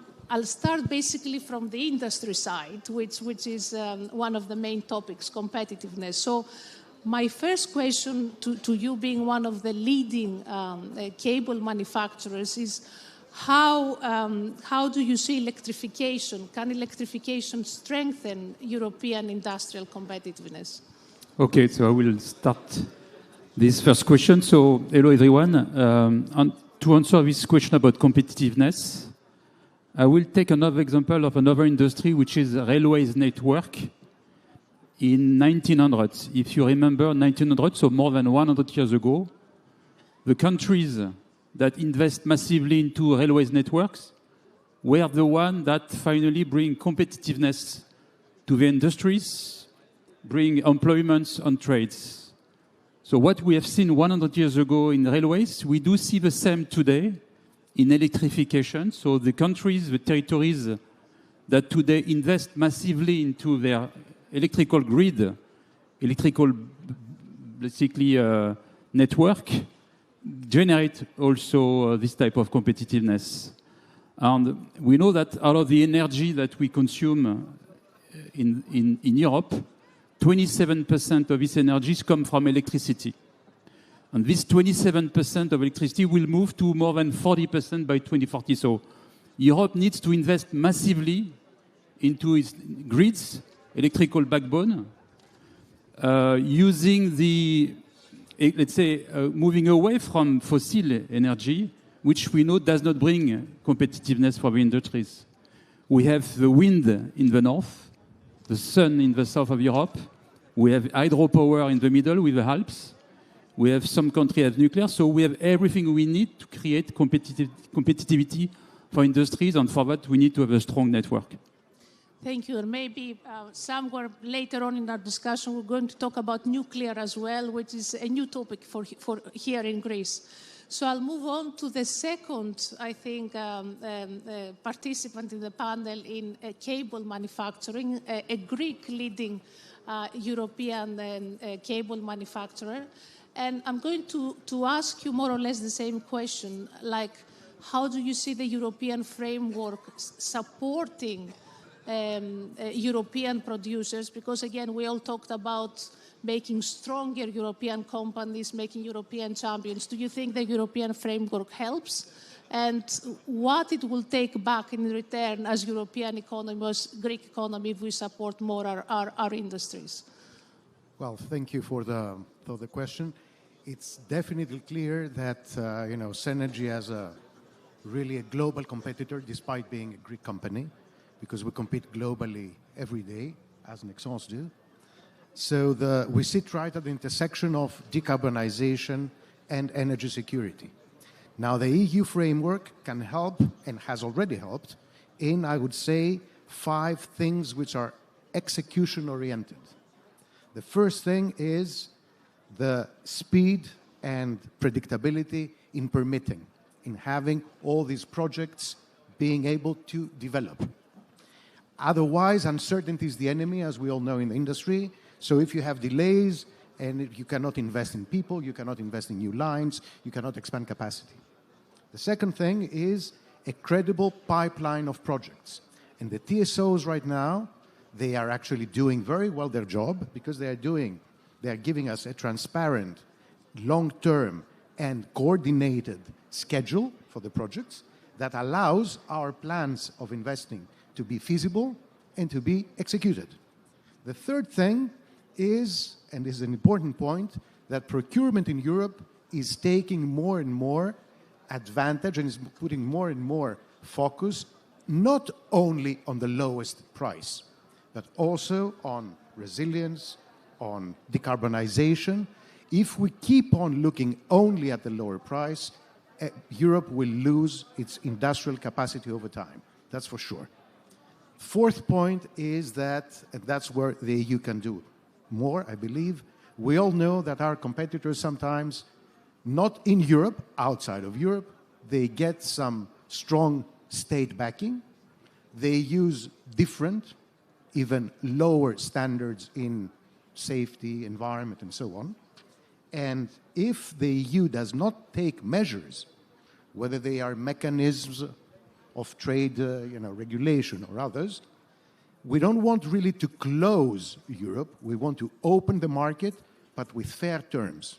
And finally, since this is a capital-intensive sector, we all know that it's a capital-intensive sector, the EU tools that will help de-risk investments, whether these investments are standard ones, capacity expansions, or one-off projects, something new in, let's say, hydrogen-ready pipes or something of the kind, we cannot really get easily from the plan to an investment decision. And what Synergy has shown in the past, given that framework, we've already invested more than $1 billion in the last 10 years. We are now more than $2 billion turnover, $3.5 billion of backlog. So we show, practically, we show by, not by example, but by the result, that if the state and the EU gives the right runway, then we can definitely invest and in capacity, in labor, and so on. Now, what does the EU get back? Well, I think it's very easy. It gets back, first of all, security of supply for strategic things. It gets back faster delivery for projects that will help decarbonization, because once you relate the different countries, then you're able to actually develop more the renewables. Otherwise, renewables is just energy loss. And finally, it keeps jobs and know-how in Europe. And if this isn't strategic autonomy, I don't know really what is. Thank you. So that leads me to another question to Bruno. Being a fast-growing, independent power producer from renewables, storage, and solar and turbine. So you're buying all this equipment, either being solar, batteries, cables, for your own business development. So what's your opinion on the local content, on the made in Europe, let's say, discussion which is taking place right now, and we don't see a much unified approach from all European member states. Do you have something to say on that? So thank you, Anya. Good afternoon to everyone. Very happy to discuss energy. As your Prime Minister said, it's his first wish for Europe and for Greece. As for local content, as you said, we provide electricity. Electricity is always local. But we buy equipments. We buy wind turbines, we buy solar panels, we buy batteries, we buy cables, by the way, European cables. So local content matters for us. As a producer of electricity, it's always helpful to be able to say that it's local and local content because it helps for acceptation. So in principle, we agree with it being local. Of course, there is something important to add. Your Prime Minister said it. We want also affordable electricity. So there are easy cases. As for cable, as for wind turbines with people like Nordex, Siemens, Vestas, we have productive, competitive, affordable European providers. Sometimes it's more difficult, and then the question can be open for solar panels, especially, possibly also for batteries. Today, let's be frank, we rely very much on China. So how do we build a stronger European industry? Which nascent industry we want to help, and for which industry we say, okay, let's leave it to free trade, as it's also a powerful tool for affordability. The last thing I would like to mention regarding local content is that it is not enough to put some regulation, and it has been mentioned also that sometimes Europe is too much regulated and too much bureaucracy. So how do we do smart regulation that is balanced? And at the end, it's not regulation that builds plants or solar panels. It's industrial, it's people, engineer workers. So if you don't also work on the supply side, on the education side, you can put all the regulation you want, you won't get the local content or not at an affordable price. So I think, yes, local content can help to make a support, and it will help to have affordable, sustainable, secure and local energy, but we have to be careful in the way we design it. So you're positive under certain conditions. I'll come to Mr. Athanasopoulos now. Batteries have moved from just a component in the value chain to a strategic asset for the energy transition, underpinning basically everything from grid stability to industry's electrification. Yet, most of the European market depends heavily on Asian supply chains, whether this is cells or materials or industrial know-how for batteries. How do you feel about that, being an integrated battery manufacturer? Can you help an ecosystem get stronger, and what do you expect from Europe? Thank you very much for the invitation, and good afternoon to everybody. I think the battery question started as a component to the automotive industry. And in the automotive industry, we have to admit that we lost the war against China. And this war cannot be gained back. And we have to be pragmatic. So now why the war was lost it can be a very long discussion, but I think Europe felt that if we pour 20 billion of euros on an investment side, it was just a mathematical problem of money. It proved that China was working more than 30 years on this very problem. They have invested more than 200 billion. They lost a lot of money, and at the end they dominated technically the world of batteries. This war is won forever. And whoever thinks that is different, I welcome them to lose another 20 billion as it happened in Northvolt. Now, the problem now is that we realize that batteries is not a tool to drive vehicles, it's a tool for energy management. Now we have to solve a different problem. And on this different problem, we have to be pragmatic. For instance, we have to invite Chinese, as Chinese was doing in the 80s, to invite China to make factories in Europe and to cooperate in a partnership way. Because today, the only factories that they make batteries in Europe are Chinese batteries. In Hungary, in Spain, in Germany, nowhere else. So, A, we have to be pragmatic. B, we have to decide to solve the right problem. And the right problem now is storage. But storage not only on the grid, but behind the grid. The biggest challenge in Europe at the moment is that factories are not competitive. Whoever thinks that supplying energy, supplying fuel will reduce prices, I think is mistaken. Prices in the US and in China are 2.5 times lower than is in Europe. So instead of solving the problem of pricing, we have to solve the problem of reducing consumption. To reduce consumption in factories, to support the competitiveness of European industry, we need batteries. And we need batteries inside the factory. Now, we, as Sunlight, we are the largest Western vertically integrated battery manufacturer on lead acid, and we are the largest also vertically integrated insofar as modules and batteries in lithium batteries. Cells, we will never make on our own, and I must make a note here, because we have been asked many times, why didn't you make a cell lithium factory?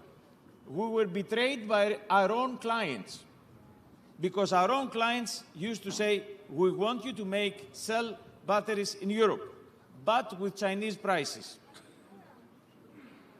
Shall I say it again? So Chinese prices in Europe cannot happen, because Chinese manufacturing is a subsidized manufacturing. So in order to have energy storage at an industrial scale, we need to recognize the problem. 25% of consumption, of electricity consumption in Europe is at industry. We need to recognize the problem. Countries subsidize households to put storage in their houses, which it will take 100 years to convince them to do, but they don't subsidize at scale industry. The second, the regulatory framework does not exist. Those that they put batteries for storage, they get double taxed. They get taxed when they produce, and they get taxed when they upload energy. These things are real problems. And unless these real problems are addressed, don't expect industry to solve the energy problem. And we'll start seeing industry shutting down or transferring in the US. For us, Sunlight, it's much more economical today to produce batteries in the US and export them in Europe than the other way around. And here is the arbitrage and how you address this arbitrage. When it comes to Greece, in Greece we have even a deeper problem. There is no regulation at all to support and explain and define what is industrial energy storage. It is unknown. We need to work hard. Actually, we need to copy from France. France is farther ahead in this particular topic, because if we don't define it, we have factories and big industrial firms begging to implement projects, but there is no approval from the DE, nothing. So if we don't face this problem for real, that will be just a linguistic conversation in meetings like that. Thank you. It's nice because you started with the European challenges and you came down to the Greek ones, which more or less we all agree. Pierre Arthur, I've got a different question for you. We're all talking about the major investments that will be required for the energy transition, but how do you see financing of such big investments in a market which is pretty volatile in terms of pricing? You know very well solar. We have, grid curtailments, negative prices, batteries coming in, which probably is going to make the problem even bigger. So is it possible, is it feasible, to have all these investments, and who will pay the cost at the end? Yeah, thank you very much for the question. I think the financing of the energy transition is a big question. There is money, but it needs to be properly allocated. And there are two sides of the problem. First, there is the equity financing. Investors have to find an interest in order to invest in the project and to have a fair return. And then there is the debt financing. Are the financing institution willing to finance infrastructure project? So I would take a couple of examples. So currently, the industry is facing major challenges with solar financing. So plain vanilla solar, without storage capacity, are facing two major obstacles. The first one is very low electricity prices, because when there is a lot of sun in most of geographies now, there is a very low price, and it lowers the return significantly, hence makes the investment unprofitable. The grid curtailment are also massive. I mean, we see in Europe a degradation of revenue that yield between 5 and even 25% of revenue reduction. So this has an impact on the return of the investor, but is also worrying for the bank that provide the capital and may put the investment in danger. And battery, the battery is key for grid stability. We mentioned it, and it will be an answer for further RES integration. Nevertheless, in the mid-run, the industry will face challenge in financing projects with storage. Currently, there are very few states, but Greece has one of the best, according to my opinion, mechanism with 1 gigawatt allocated with a CFD. But that's not the case in most of Europe. And the battery, they are fully exposed to the merchant risk. This is a very, very volatile kind of revenue. You can have huge upsides, but there is a very big risk of cannibalization due to a supply-demand equilibrium that could put the investment in risk. And for the moment, the bank are reluctant to finance this kind of project. So the industry will have to shape investment market instruments such as tolling or hedging mechanism in order to provide sustainable financing for the bank and fair return for the investor in such technology. Without this, it will be complicated. I think there are also opportunities. We spoke in previous session about AI, about the development of electrical mobility and data center. I think there are huge opportunities. The customer, AI data center, could partner with the electricity provider with a private power purchase agreement or a direct wire, so a project located close to a data center in order to directly provide electricity in a competitive way, on a stable way, so solar plus battery, most likely. And we have this kind of example in the US, and EDF is also developing this kind of project in Europe. So there are great opportunities to push energy transition and to finance this project. So challenges, but also a lot of opportunities that are in our hands in order to develop this. I think it's important that you mention AI. It's the topic of discussion. Yesterday I was at the Delphi Forum, which will be driving energy consumption. Whether this is true or not, I don't know. But in Europe, we don't much discuss about it. It's very good that you mentioned that. Now, Julian, coming back to you, energy security was one of the main concerns raised yesterday by President Macron and Prime Minister of Greece, Kyriakos Mitsotakis. What is your assessment of the risk? How real it is, and what Europe is doing for that? So regarding energy security, I think most of people believe that electricity is a commodity. You enter in a room, you push a button, the light is on. So people believe it's a commodity. It's not a commodity. Without electricity, a city like Athens doesn't have drinkable water. Without electricity, a territory doesn't have hospital running, industry is stopping. If you remember 2 years ago, the lack of electricity in Spain stopped the country for a full day. In Ukraine, Russia first target the electrical infrastructures of Ukraine, not by chance, because it's a real purpose. So electricity security is extremely important. Today, in Europe, if we want to have a strong Europe regarding energy and electricity, electrifications, we cannot have a country alone not linked, not connected to electricity with the other states, member states of unions. If you are an independent country in Europe, not, I would say, running with fossil energy, you're at risk. You put your population at risk. You put your industry at risk. So Europe needs to clearly invest into its grids and into interconnection between countries and states in order to protect the security of energy.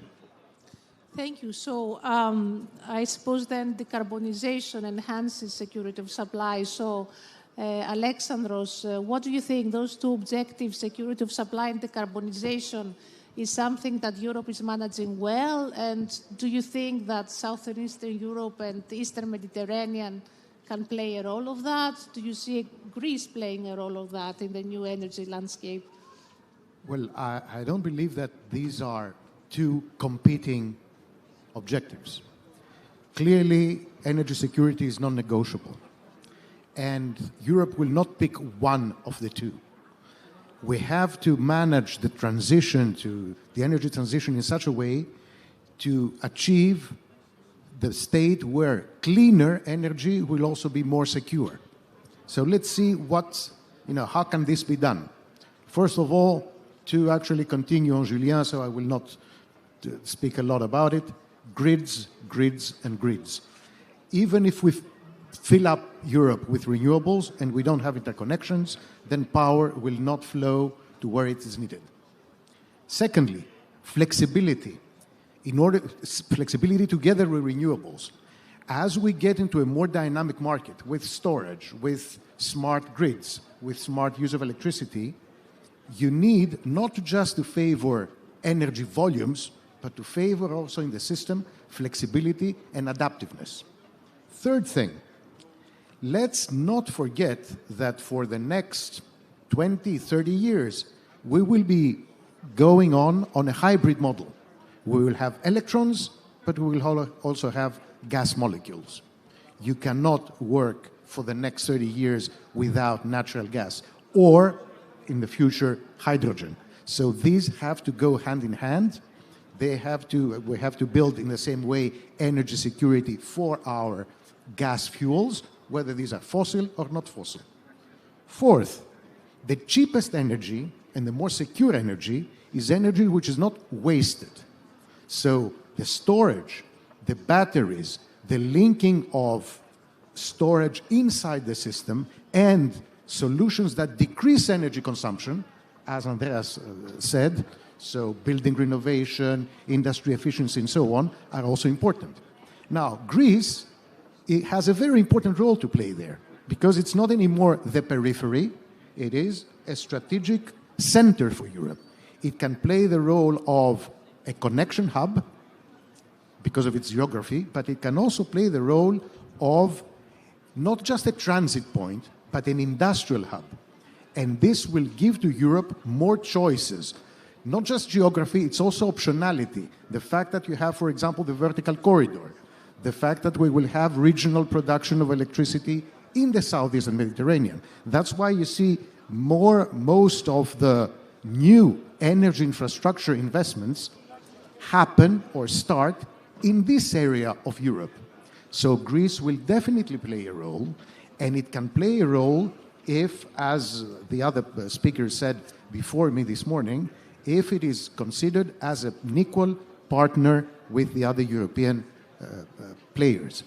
Europe, to actually balance decarbonization and energy security, it has to provide hardware, cables, links, connections, software, market rules, flexibility, and a hybrid bridge, together with industry. Without industry, the plan will just stay a plan, stay just a design, and will not be realized. Thank you. That's a very positive message. So, Pierre Arthur, what do you think are the best strategies and considerations for the region to play this role? And also, I just asked you outside the question, I mean, the Prime Minister talked about nuclear energy. So when we're talking about the energy mix, where nuclear stands and where Southeast Europe stands in terms of nuclear? Yeah, in order to answer that, I think I will speak very quickly about energy security. There are three components: energy security, the competitiveness of the electricity, and then the sustainability aspect. So we already spoke about energy security, so I agree that the main goal should be to reduce our dependency to imported fuels, and this increases the energy security. Renewables, they are at the center of the strategy in Greece, and they should remain so. But there are intermittencies, so flexibility with a hydro or a battery format are most needed in this in the case of Greece, and I agree that will remain also. We need to have an equilibrium, supply-demand equilibrium made with gas. So gas will remain part of the Greek energy mix. Nevertheless, I think there is also opportunity in nuclear. Nuclear is a significant opportunity for energy diversification. I think it is an opportunity for Greece to develop this technology if the public opinion is ready to listen to this technology, and after the relevant adoption of a regulatory and safety framework in the country. The second aspect is related to the competitiveness of the electricity. So renewables are key, storage are necessary, and I think grid reinforcement are highly needed, locally and internationally. I think the local grid in Greece has to be upgraded also, as well as a national, as an international aspect, but I think we need to look for EU funding, maybe, in order to reinforce, because we are speaking about billions of investment in order to make the grid stronger and in order to push prices lower. But this cost effectiveness is key in order to protect the industrial competitiveness of our European industry and to protect also the purchasing power of the citizen in the end. The last element is about the sustainability. So the conflict in the world have put the environmental and climate risk on a lower priority. Nevertheless, in the long run, these two risks, they pose immense threat to businesses and to our societies. So when we speak about energy transition, we need really to think about this element of sustainability. And the sustainability is also going through, according to me, through the selection of our contractors, the selection of our equipment. I think as here business leader, we ought to foster European industry. We ought to protect the know and to favor R&D and innovation in Europe, and eventually to protect job creation and job employment in the region. So these are the three elements for me that are key element ingredients for the successful energy transition in Greece, in the Balkans, and in Europe in general. I'll come now to the Greek reality. Bruno, you have announced an investment in Greece, and I'm sure you have a pipeline of other projects, for us, for the Greek power market. So what do you think of the regulatory framework in Greece, the design of the market, the kind of incentives? Are you happy? Would you like some changes? What is your opinion? Market design is very important because be it affordability, security of supply, or sustainability, it all relates also to some political aspects, and so we need good regulation. To that extent, I would be a bit of a lawyer for what Europe has done. It has been said that it is very fragmented. The fact that is that those last 30 years, Europe has done a lot to create a more integrated market with some power exchange on top of stock exchange and with some connections. So that Europe is possibly more connected than the United States. If you look at Texas, Texas is not connected to its neighbor states. So let's be also proud of what we have done. Of course, we can do more, especially in terms of connections. So connections inside Greece is a topic. Connections with the neighboring countries is also a topic. But yes, we have some power markets. We have also a carbon market that we can be proud of as a tool to make climate change at the best affordable, economical way. So we have some success. When I look to Greece, Greece has done a tremendous move to develop renewable in electricity, and now up to 50%. The target is even more ambitious, close to 95%. So a good path has been done. A few elements that I would modestly bring to make it faster. One is about connections. As I said, renewable, they are nice, but they need to go from production to consumer. So we need connections at fast connection, cheap connections. So there is a few improvements to be done there. Another topic is the way we sell power. We like to sell it on the long term, so to develop what we call power purchase agreements with corporates or with the state is something that could be improved to get contract for 10, 20 years that can give security or visibility to both the seller and the buyer. That's a topic. Storage, of course, can help to bring renewable electricity, let's say solar electricity, from 2 p.m. to 8 p.m. That also helps. And the last thing, if we want to do the last mile of energy transition, we need to look more at the demand. On the demand side, to have this shift, it won't take 1 year, it will take some years, so perhaps, but let's say 30 years. It's not easy, it's not for free, but industry is here to make it as affordable as possible, but it's necessary because it doesn't make sense to bring supply if there is no demand in front. But to go out of oil and coal and possibly gas, we need also to look more at the demand and to accompany industry, housing, and transport in this demand shift. Thank you. Andreas, I'll leave the last question for you. You said before that, Europe, and we all know that, pays twice or 3 times what, our competitors are paying. And for sure, Greece pays much higher if you see the total electricity bill.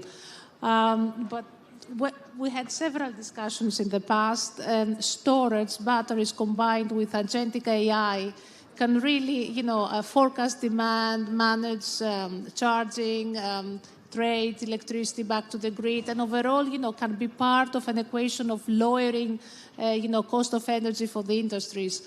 How do you see that evolving? I mean, do you see an enabling framework for that? Do you see technologies, AI, doing this convergence between, batteries and AI?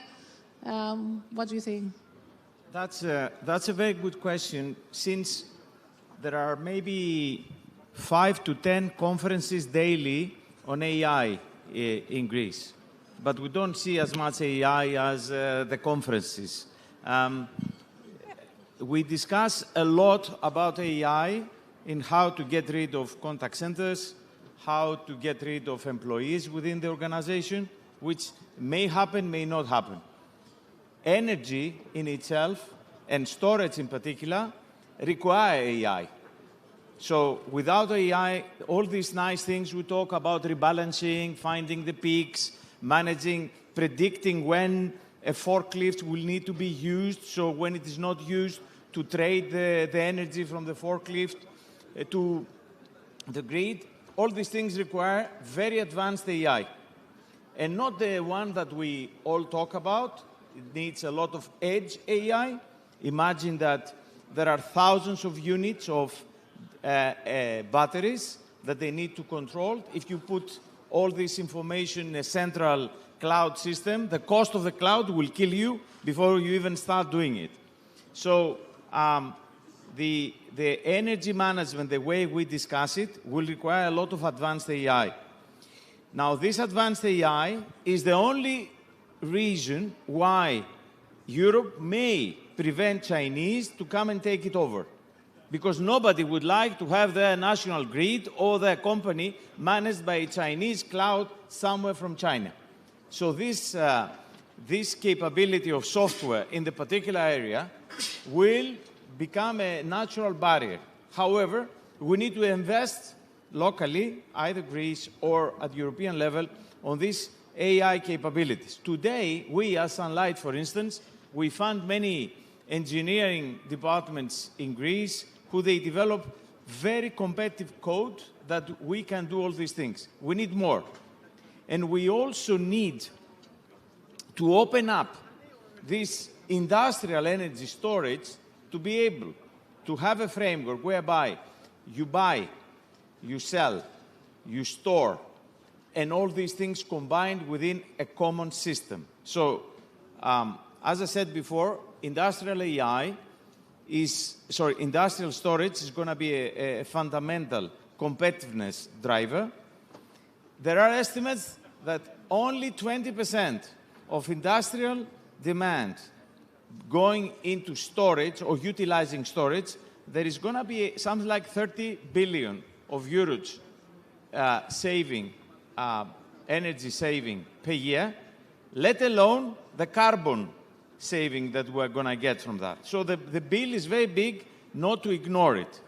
To get there, we're going to need technology. Europe can invest in this technology, so without crying behind the Chinese battery cells, we can invest into software and therefore utilize this capability in order to truly reduce energy costs. Bills will never drop. Consumption must drop. Thank you. That's another important message. Thank you. I would like to thank you all for this wonderful discussion, and we can continue outside. I think we have a break now. Thank you. Thank you, Anya.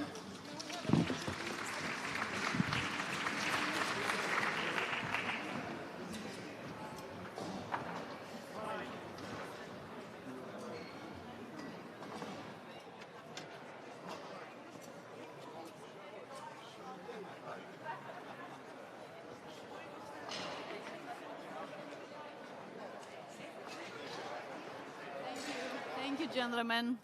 Thank you, gentlemen, for the contribution. Excellent. Thank you.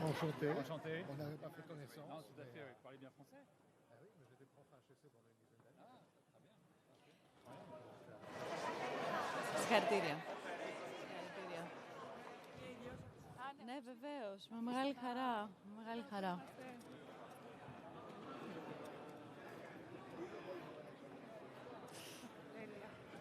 Κυρίες και κύριοι, παρακαλώ λίγο την προσοχή σας. Σας παρακαλώ πολύ για 1 λεπτό μόνο. Θα κάνουμε μία διακοπή για το γεύμα, διακοπή αυστηρά 1 ώρας, γιατί θα πρέπει να επιστρέψουμε όλοι και όλες στις θέσεις μας, 3:30 για να υποδεχθούμε τον Έλληνα Πρωθυπουργό και τον Γάλλο Πρόεδρο. Και θα παρακαλούσα πολύ να αδειάσει λίγο η αίθουσα του θόλου, γιατί θα γίνει ένας έλεγχος ασφαλείας βάσει πρωτοκόλου, όπως γίνεται πάντα πριν από την άφιξη των ηγετών.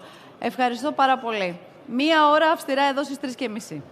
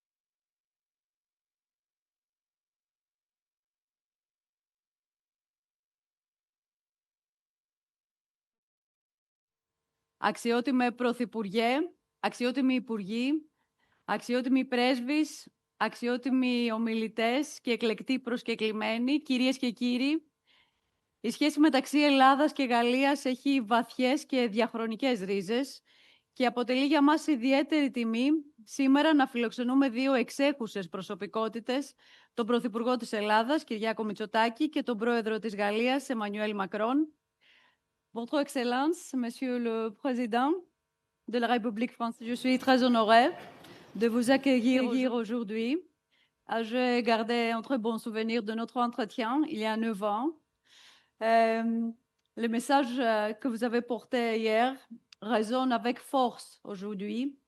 Une Europe plus forte, plus souveraine et plus unie. Et la Grèce et la France jouent ensemble un rôle essentiel pour porter cette ambition en action. Εσείς παίζετε ένα ρόλο σημαντικό σε αυτό τον τομέα.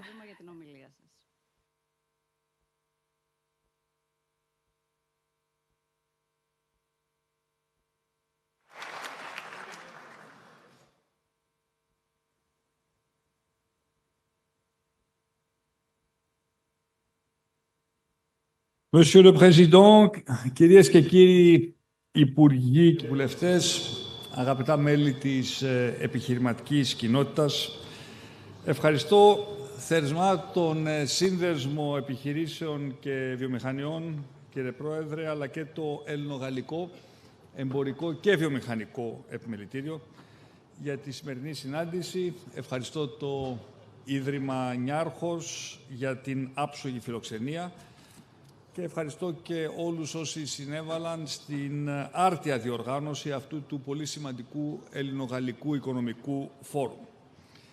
Οι συζητήσεις που προηγήθηκαν ήταν εξαιρετικά ουσιαστικές και γόνιμες, καλλιεργώντας ένα πραγματικό ουσιαστικό έδαφος για την περαιτέρω ανάπτυξη νέων συνεργασιών, αλλά και τη σύσφυξη των παραγωγικών δυνάμεων μεταξύ των δύο χωρών, για καινούριες επενδύσεις και συμπράξεις. Με άλλα λόγια, για ένα ακόμα πιο φιλόδοξο κεφάλαιο στην ελληνογαλλική συμπόρευση σε πολλούς και διαφορετικούς τομείς. Η φιλία μεταξύ Ελλάδος και Γαλλίας έχει άλλωστε θεμελιωθεί σε πανίσχυρες βάσεις, σε σχέσεις αμοιβαίας εμπιστοσύνης με ιστορικό βάθος, αλλά και σε μια κοινή ευρωπαϊκή συνείδηση, η οποία σφυριλατήθηκε σε κρίσιμες στιγμές της ιστορίας.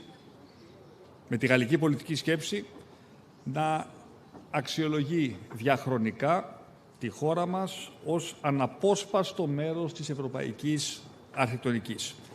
Δεν μπορώ να ξεχάσω, αγαπητέ Πρόεδρε, ότι η Ελλάδα βρέθηκε ως 10ο μέλος της Ευρωπαϊκής Οικονομικής Κοινότητας το 1981, επειδή επέμενε γι' αυτό ο τότε Γάλλος Πρόεδρος Ζισκάρ ντ'Εστέν, ξεπερνώντας τις τότε αντιδράσεις της Γερμανίας. Και νομίζω ότι θα είμαστε πάντα ευγνώμονες για αυτήν την επιμονή του, η οποία ουσιαστικά άλλαξε τη μοίρα της σύγχρονης Ελλάδος. Αλλά και η Ελλάδα να αντιμετωπίζει πάντα τη Γαλλία ως έναν αναπόσπαστο στρατηγικό εταίρο. Ως μια χώρα που ίσως κατανοεί καλύτερα από κάθε άλλη την γεωπολιτική αλλά και την πολιτισμική σημασία της πατρίδος μου για την Ήπειρό μας. Και αυτή η ιστορική εγκύτητα, όπως είχαμε την ευκαιρία να επαναλάβουμε και σήμερα, βρήκε την πιο ισχυρή της έκφραση στην Συμφωνία Στρατηγικής Εταιρικής Σχέσης που υπογράψαμε στο Παρίσι το 2021, λίγους μήνες πριν ξεκινήσει ο πόλεμος στην Ουκρανία. Και με μια συμφωνία ορόσημο, την αναβάθμιση της οποίας αποφασίσαμε σήμερα με τον Πρόεδρο Μακρόν. Θα έλεγα λοιπόν ότι τα δύο κράτη βρίσκονται σήμερα πιο κοντά από ποτέ. Πολιτικά, στρατηγικά, οικονομικά, εκπαιδευτικά, πολιτισμικά.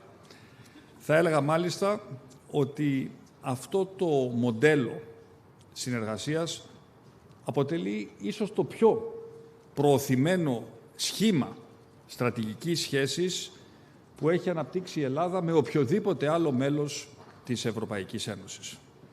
Και νομίζω ότι πρόκειται για μια διαπίστωση η οποία έχει κρίσιμη αλλά έχει και επίκαιρη σημασία, καθώς ζούμε σε μια περίοδο μεγάλων γεωπολιτικών ανακατατάξεων.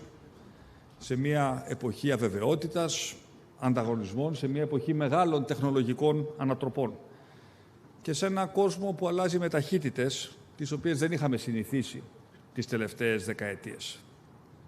Το ερώτημα λοιπόν στο οποίο καλείται να απαντήσει η Ευρώπη, τα ερωτήματα μάλλον στα οποία καλείται να απαντήσει η Ευρώπη σε αυτό το περιβάλλον έχουν μια διάσταση καθοριστική για το μέλλον το δικό μας, για το μέλλον των επόμενων γενιών μας, για το πώς θα θωρακίσουμε την ασφάλειά μας, για το πώς θα ενισχύσουμε την ανταγωνιστικότητά μας, για το πώς θα προστατεύσουμε το κοινωνικό μας μοντέλο.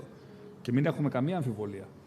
Η βελτίωση της ανταγωνιστικότητας της ευρωπαϊκής οικονομίας είναι προϋπόθεση για να μπορέσουμε να συντηρήσουμε αυτό το γενναιόδωρο κοινωνικό μοντέλο το οποίο τελικά μας διακρίνει από άλλες περιοχές του πλανήτη. Πώς θα βρεθούμε στην πρώτη γραμμή της τεχνολογίας και της καινοτομίας. Και η δική μας απάντηση στα παραπάνω είναι ότι η ελληνογαλλική συνεργασία μπορεί να λειτουργήσει ουσιαστικά ως ένα πρότυπο για τους τρόπους με τους οποίους θα μπορούσε συνολικά η Ευρώπη να κινηθεί. Με στρατηγική σκέψη αλλά και με συγκεκριμένες πρακτικές αποφάσεις, με μεγαλύτερη στρατηγική αυτονομία και με περισσότερες κοινές επενδύσεις. Με ισχυρότερη αμυντική συνεργασία, με ενιαία βιομηχανική πολιτική, αλλά πάνω απ' όλα με ενότητα και αλληλεγγύη μεταξύ των κρατών μελών της Ένωσης. Γιατί πράγματι οι κρίσεις που αντιμετωπίζουμε μπορεί να είναι πολλές, αλλά μέσα από αυτές αναδύονται και πολλές νέες ευκαιρίες. Η απάντηση σε αυτές τις κρίσεις, αλλά και στις εκολαπτώμενες ευκαιρίες, δεν μπορεί να είναι ούτε η αδράνεια και σίγουρα δεν μπορεί να είναι ούτε ο κατακερματισμός. Αντίθετα, πρέπει να είναι η κοινή δράση, βήμα-βήμα, με επιμονή, με αίσθηση κοινού σκοπού, έχοντας πια περάσει με τον Γάλλο Πρόεδρο πολλές ώρες στο Ευρωπαϊκό Συμβούλιο. Είμαστε πια και οι δύο από τους εμπειρότερους αρχηγούς κρατών και κυβερνήσεων στο Ευρωπαϊκό Συμβούλιο. Ξέρουμε ότι η Ευρώπη δεν κινείται πάντα με τους ρυθμούς που θέλουμε, αλλά όταν καλείται να πάρει κρίσιμες αποφάσεις, τα τελευταία χρόνια στάθηκε στο ύψος των περιστάσεων, γιατί όπως έλεγε και ο Ρομπέρ Σουμάν, η Ευρώπη σφυριλατήθηκε μέσα από τις κρίσεις και τελικά είναι το προϊόν της απάντησης που έδωσε σε αυτή τις κρίσεις. Και αυτή την αλληλεγγύη ακριβώς καλούμαστε να την κάνουμε πράξη σήμερα. Την είδαμε εξάλλου να εκφράζεται έμπρακτα όταν μαζί με τον Γάλλο Πρόεδρο βρεθήκαμε πριν από λίγες εβδομάδες στην Κύπρο, η οποία δέχτηκε επίθεση κατά του εδάφους τους από τη Χεσμολά. Στείλαμε με αυτόν τον τρόπο ένα μήνυμα στήριξης και ασφάλειας της εδαφικής ακεραιότητας της Κυπριακής Δημοκρατίας. Και ένα ανάλογο μήνυμα καλούμαστε να δώσουμε τώρα και στην οικονομία, επενδύοντας στην ενέργεια, στην τεχνολογία, στην καινοτομία, στην άμυνα, στην ναυτιλία, σε όλο το φάσμα των υποδομών. Μια πρόκληση μάλιστα, στην οποία είμαι σίγουρος ότι θα ανταποκριθεί θετικά η επιχειρηματική κοινότητα και των δύο χωρών, και ευχαριστώ τον Γάλλο Πρόεδρο που συνοδεύεται από μια πολύ σημαντική αποστολή επιχειρήσεων που ήδη επενδύουν στην Ελλάδα ή που έχουν πρόθεση να επενδύσουν στην πατρίδα μας. Μιλώντας πιο συγκεκριμένα, θα έλεγα ότι η συζήτηση για την ευρωπαϊκή άμυνα δεν είναι πια μια θεωρητική συζήτηση για το μέλλον. Είναι μια άμεση γεωπολιτική αναγκαιότητα. Και αυτό γιατί για πολλές δεκαετίες η Ήπειρός μας αντιμετώπισε την ασφάλειά της πρωτίστως μέσα από τη σύνδεσή της με τις Ηνωμένες Πολιτείες. Όμως οι καιροί αλλάζουν. Οι απειλές πολλαπλασιάζονται, γίνονται πιο απρόβλεπτες. Και θα έλεγα ότι οι δύο μας χώρες βρεθήκαν στην πρώτη γραμμή εδώ και χρόνια τη συζήτηση για τη στρατηγική αυτονομία. Και όταν βρεθήκαμε μαζί σήμερα το πρωί στην φρεγάτα Κίμων, σκεφτόμουν ότι ουσιαστικά αυτό το οποίο πετύχαμε το 2021 ήταν να κάνουμε πράξη την κοινή ευρωπαϊκή αμυντική συνεργασία πριν αυτή θεσμοθετηθεί από ευρωπαϊκούς κανόνες. Σκεφτείτε ότι ναυπηγούμε μαζί με την Γαλλία 8 πλοία τα οποία είναι πρακτικά σχεδόν τα ίδια, με οικονομίες κλίμακος, με συμμετοχή των ελληνικών ναυτικιρίων, μια συμμετοχή που προσδοκούμε ότι σύν το χρόνο θα αυξάνεται, με διαλειτουργικότητα, με δυνατότητα να μαθαίνουμε ο ένας από τον άλλον στη διαρκή αναβάθμιση αυτών των εξαιρετικά σύνθετων πλατφορμών πλοίων επιφανείας. Και για αυτή την κατεύθυνση Ελλάδα και Γαλλία μιλούν εδώ και χρόνια και χαιρόμαστε πια που τώρα είναι πολύ περισσότερες οι χώρες στο Ευρωπαϊκό Συμβούλιο που ασπάζουμε αυτή τη λογική. Και με τον πρόεδρο Μακρόν μάλιστα πρόσφατα να θέτει τολμηρά το ζήτημα της πυρηνικής αποτροπής σε ευρωπαϊκό επίπεδο. Μια προωθημένη αμυντική συνεργασία κρατών, στην οποία ενδιαφέρεται να συμμετέχει και η πατρίδα μας, με ακριβώς το ίδιο πνεύμα, να αποκτήσουμε ως Ευρώπη μεγαλύτερη στρατηγική αυτοπεποίθηση, αλλά και μεγαλύτερη ευθύνη εμείς για τη συλλογική μας άμυνα. Όλοι αυτοί είναι προβληματισμοί που ανιχνεύονται ήδη στην Αμυντική Συμφωνία του 2021, η οποία υπήρξε κατά κάποιο τρόπο ένας πρόδρομος των σημερινών εξελίξεων. Γιατί όσα μας απασχολούν τώρα, στρατηγική σύγκληση, κοινές ασκήσεις, η παραγωγή, ενίσχυση της αμυντικής βιομηχανίας ή ακόμα και η εφαρμογή στην πράξη της ρήτρας αμοιβαίας συνδρομής, άρθρο 42, παράγραφος 7 της Ευρωπαϊκής Συνθήκης, αποτυπώνονται όλα αυτά σε αυτήν την ήδη σημαντική συμφωνία. Κυρίες και κύριοι, η ελληνογαλλική συνεργασία πρέπει να προχωρήσει και προχωράει και πέραν από την παραδοσιακή σχέση πολιτή-προμηθευτή. Σε μια λογική πια ουσιαστικής συμπαραγωγής, μια διαδικασία η οποία θα συνδέσει το ελληνικό και το γαλλικό οικοσύστημα σε πολλά διαφορετικά επίπεδα. Διότι σήμερα μπορεί να επισκεφθήκαμε ένα υπερσύγχρονο πλοίο, γνωρίζουμε όμως ότι το θέατρο των επιχειρήσεων αλλάζει ταχύτατα. Η έμφασή μας πρέπει να στραφεί πολύ περισσότερο σε τομείς αιχμής, όπως η κυβερνοάμυνα, τα μη επανδρωμένα συστήματα, η άμυνα απέναντι στα μη επανδρωμένα συστήματα. Η ελληνική αμυντική βιομηχανία έχει αναπτύξει ένα καινοτόμο σύστημα, το οποίο τοποθετείται ήδη στα πλοία του ελληνικού ναυτικού. Αναφέρομαι στο σύστημα Κένταυρος, το οποίο έχει αποδείξει στο επιχειρησιακό πεδίο τη δυνατότητά του. Οι ελληνικές εταιρείες startup αντιμετωπίζουν αυτή τη στιγμή πολλές προκλήσεις και δρομολογούν και αναπτύσσουν καινοτόμα προϊόντα. Και το ίδιο συμβαίνει και στη Γαλλία. Και νομίζω ότι η μεγάλη μας πρόκληση είναι ακριβώς πώς θα μπορέσουμε να κάνουμε τη σύζευξη μεταξύ αυτών των δύο οικοσυστημάτων, με το ελληνικό και το γαλλικό δημόσιο να μπορούν ενδεχομένως να είναι οι πρώτοι προμηθευτές καινοτόμων συστημάτων, τα οποία στη συνέχεια θα μπορούν να πουληθούν και σε άλλες ευρωπαϊκές χώρες. Αλλά βέβαια, εκτός από τη στρατηγική αυτονομία, είμαστε εδώ για να μιλήσουμε και για τη βελτίωση της ανταγωνιστικότητας της ευρωπαϊκής οικονομίας. Είναι μια προτεραιότητα η οποία γίνεται αναγκαιότητα. Αν σκεφτούμε ότι δυστυχώς η Ευρώπη μένει πίσω. Μένει πίσω και σε σχέση με τις ΗΠΑ και σε σχέση με την Κίνα, σε ζητήματα ανταγωνιστικότητας και παραγωγικότητας, σε ζητήματα τεχνητής νοημοσύνης, και είναι πια μια απέτηση να μπορούμε να κινηθούμε πιο γρήγορα και πιο τολμηρά σε πολλούς τομείς. Έχετε κάνει, κύριε Πρόεδρε, πραγματικά εντυπωσιακά βήματα στο οικοσύστημα της καινοτομίας. Η Γαλλία είναι στην πρώτη γραμμή των ευρωπαϊκών πρωταθλητών στον τομέα της τεχνητής νοημοσύνης και ακριβώς αυτή η σύνδεση των ελληνικών νεοφυών επιχειρήσεων με τις επιχειρήσεις της Γαλλίας νομίζω ότι μπορεί να γεννήσει πολλές και διαφορετικές ευκαιρίες. Ευκαιρίες ανάπτυξης, ευκαιρίες δημιουργίας πολλών καλοπληρωμένων νέων θέσεων εργασίας. Και βέβαια να κλείσω με μία ακόμα σημαντική κοινή προτεραιότητα, η οποία αφορά τη χρηματοδότηση των πολύ φιλόδοξων προθέσεων τις οποίες η Ευρώπη έχει αναπτύξει, είτε μιλάμε για το επίπεδο της άμυνας, είτε μιλάμε για το επίπεδο της ανταγωνιστικότητας, είτε μιλάμε για το επίπεδο της κλιματικής κρίσης. Η διάγνωση, αγαπητέ Εμμανουέλ, έχει γίνει. από όλους μας. Έγινε πρώτα απ' όλα από τον Μάριο Ντράκη και τον Ενρίκο Λέτα στις πολύ ενδιαφέρουσες μελέτες τις οποίες έκαναν. Ξέρουμε τι πρέπει να κάνουμε. Ξέρουμε ότι χρειαζόμαστε λιγότερη γραφειοκρατία και ένα απλούστερο ρυθμιστικό πλαίσιο. Ξέρουμε, αγαπητέ Πρόεδρε του Eurogroup, ότι πρέπει να ολοκληρώσουμε το συντομότερο δυνατόν την Ένωση Αποταμιεύσεων και Επενδύσεων.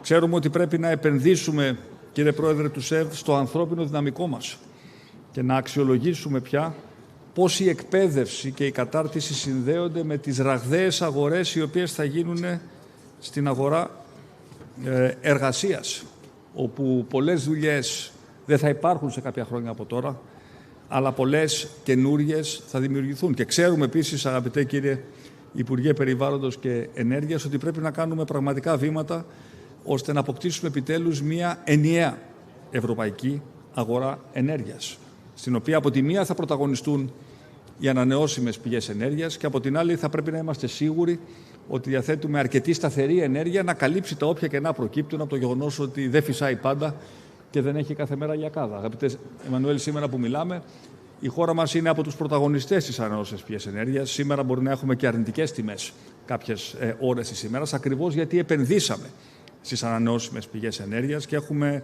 πολύ χαμηλότερες τιμές ενέργειας από τους γείτονές μας και γίναμε από εισαγωγής ενέργειας εξαγωγής.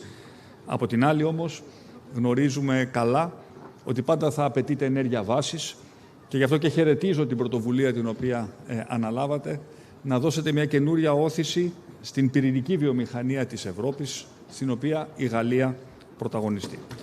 Όλες αυτές λοιπόν είναι συζητήσεις οι οποίες πρέπει να γίνουν και πρέπει να γίνουν με ειλικρίνεια και με θάρρος. Και κλείνοντας, αυτό το οποίο μπορώ να σας διαβεβαιώσω είναι ότι η Ελλάδα και η Γαλλία και η Ελλάδα είναι απολύτως ευθυγραμμισμένες σε αυτή την προσπάθεια. Και είναι πραγματικά μεγάλη η χαρά μου να υποδέχομαι σήμερα τον πρόεδρο Μακρόν στην Αθήνα σε μια πολύ σημαντική επίσκεψη μαζί με την αποστολή του, όχι μόνο για να υπογράψουμε τις σημαντικές συμφωνίες τις οποίες υπογράψαμε, αλλά για να επιβεβαιώσουμε ότι πίσω από τα κείμενα, πίσω από τις στρατηγικές συμφωνίες υπάρχει κάτι πιο βαθύ, το οποίο νομίζω ότι περιγράψατε με πολύ γλαφυρό τρόπο, αγαπητέ κύριε Πρόεδρε, στη χθεσινή σας ομιλία στο Προεδρικό Μέγαρο. Υπάρχουν σχέσεις εκτίμησης αλλά και αγάπης μεταξύ των λαών μας. Και όπως είπατε χθες ότι η Γαλλία αγαπάει την Ελλάδα, σας διαβεβαιώνω ότι με τον ίδιο τρόπο και η Ελλάδα αγαπά τη Γαλλία. Καλώς ήρθατε και πάλι στη πατρίδα μας.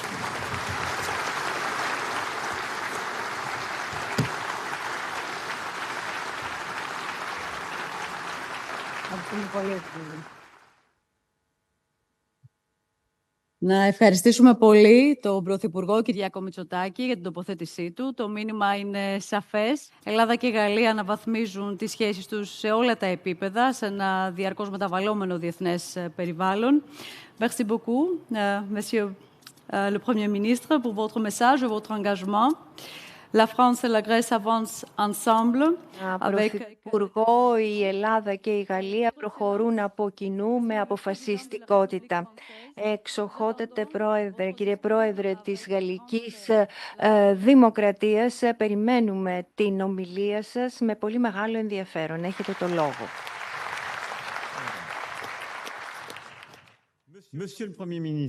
Κύριε Πρωθυπουργέ, αγαπητέ Κυριάκο, ευχαριστώ πολύ. Κυρίες και κύριοι Υπουργοί,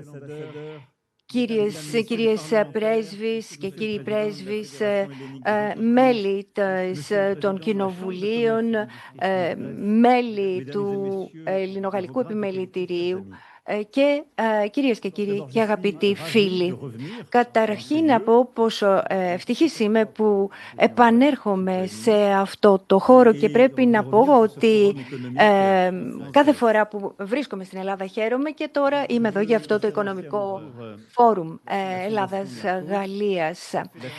Θέλω να ευχαριστήσω το Ίδρυμα Σταύρος Niarchos, τον ΣΕΒ, το Ελληνογαλλικό Επιμελητήριο και το Business Agence France, καθώς και τις ομάδες και αντιπροσωπείες που διοργανώθηκαν. Σχεδόν τα είπατε όλα, κύριε Πρωθυπουργέ, οπότε θα πάρω τα πράγματα από μια άλλη οπτική γωνία. Και όπως το έχετε καταλάβει ήδη από χθες, συμφωνούμε σχεδόν στα πάντα. Σε κάθε περίπτωση αυτό το οποίο μας ενώνει, το αποδεικνύει και αυτό το φόρουμ. Έχουμε ιστορικούς δεσμούς, τα τελευταία χρόνια έχουμε συνεργαστεί σε πολλά επίπεδα και αυτό φαίνεται και στις συμφωνίες που υπογράψαμε σύμφωνα και μας ενθαρρύνουν αυτές να προχωρήσουμε κι άλλο μπροστά. Είναι δύο οικονομικές περιπέτειες οι οποίες είναι καθοδόν. Η Ελλάδα τα τελευταία χρόνια υπήρξε πραγματική επιτυχία στο οικονομικό επίπεδο και πολιτικό. Κανείς δεν ξεχνάει την κρίση που διασχίσατε. Η Γαλλία ήταν πάντα στο πλευρό σας, στην Ευρωζώνη, απέναντι σε ένα ασύμετρο σοκ με το οποίο βρεθήκατε αντιμέτωποι και αναγκαστήκατε να κάνετε πολύ δυνατές και θαραλές μεταρρυθμίσεις. Η δε ανάπτυξή σας ήταν ανώτερη από τον μέσο όρο στην Ευρωπαϊκή Ένωση και η ανεργία έπεσε κατά 15%. Πραγματικά ένα υπόδειγμα, ένα μοντέλο οικονομικής προόδου η χώρα σας. Και το λέω αυτό στους επενδυτές, οι οποίοι δεν είναι ακόμα εδώ, και πρέπει να τους πω ότι η πρόσφατη εκλογή του Κυριάκου Πιερακάκη ως Προέδρου του Eurogroup έρχεται να επιβεβαιώσει, να επισφραγίσει αυτή την εμπιστοσύνη προς την Ελλάδα. Και βεβαίως έχουμε την ανθεκτικότητα της δικής μας οικονομίας, γιατί και εμείς μπορέσαμε να επικεντρωθούμε στην εκ νέου εκβιομηχάνηση, στη μείωση της ανεργίας και στην ελκυστικότητα των επενδύσεων και στην καινοτομία. Η Γαλλία έχει τις περισσότερες νεοφυείς επιχειρήσεις και πιστεύει πραγματικά σε αυτές και παραμένουμε και ένας κόμβος απανθρακοποιημένων ενεργειών, μορφών ενέργειας. Και βεβαίως αυτό μας κάνει τους άλλους να μας βλέπουν με διαφορετικά μάτια και η μεν και η δε. Εμείς μεταξύ μας έχουμε αναπτύξει πολύ ισχυρές διμερείς σχέσεις στο επίπεδο των υπηρεσιών και των επενδύσεων. Και αυτές τις τελευταίες μέρες, τις τελευταίες ώρες έχουν ενταθεί. Πάνω από 200 επιχειρήσεις γαλλικές με πάνω από 17.000 μισθωτούς βρίσκονται στην Ελλάδα. Οι επενδύσεις στην Ελλάδα εδώ και 10 χρόνια συνεχώς αυξάνονται. Έχουν φτάσει πάνω από 2 δις ευρώ και Dassault, BBH στην άμυνα, τεχνητή νοημοσύνη, Mistral AI, υποδομές, ψηφιακές υποδομές, το Meridian, ανανεώσιμες πηγές ενέργειας με πάρκα αιωλικά. Όλες αυτές οι επενδύσεις, όλες αυτές οι επιτυχίες σημειώνουν αυτή την ανωδική πορεία και την επιβεβαιώνουν.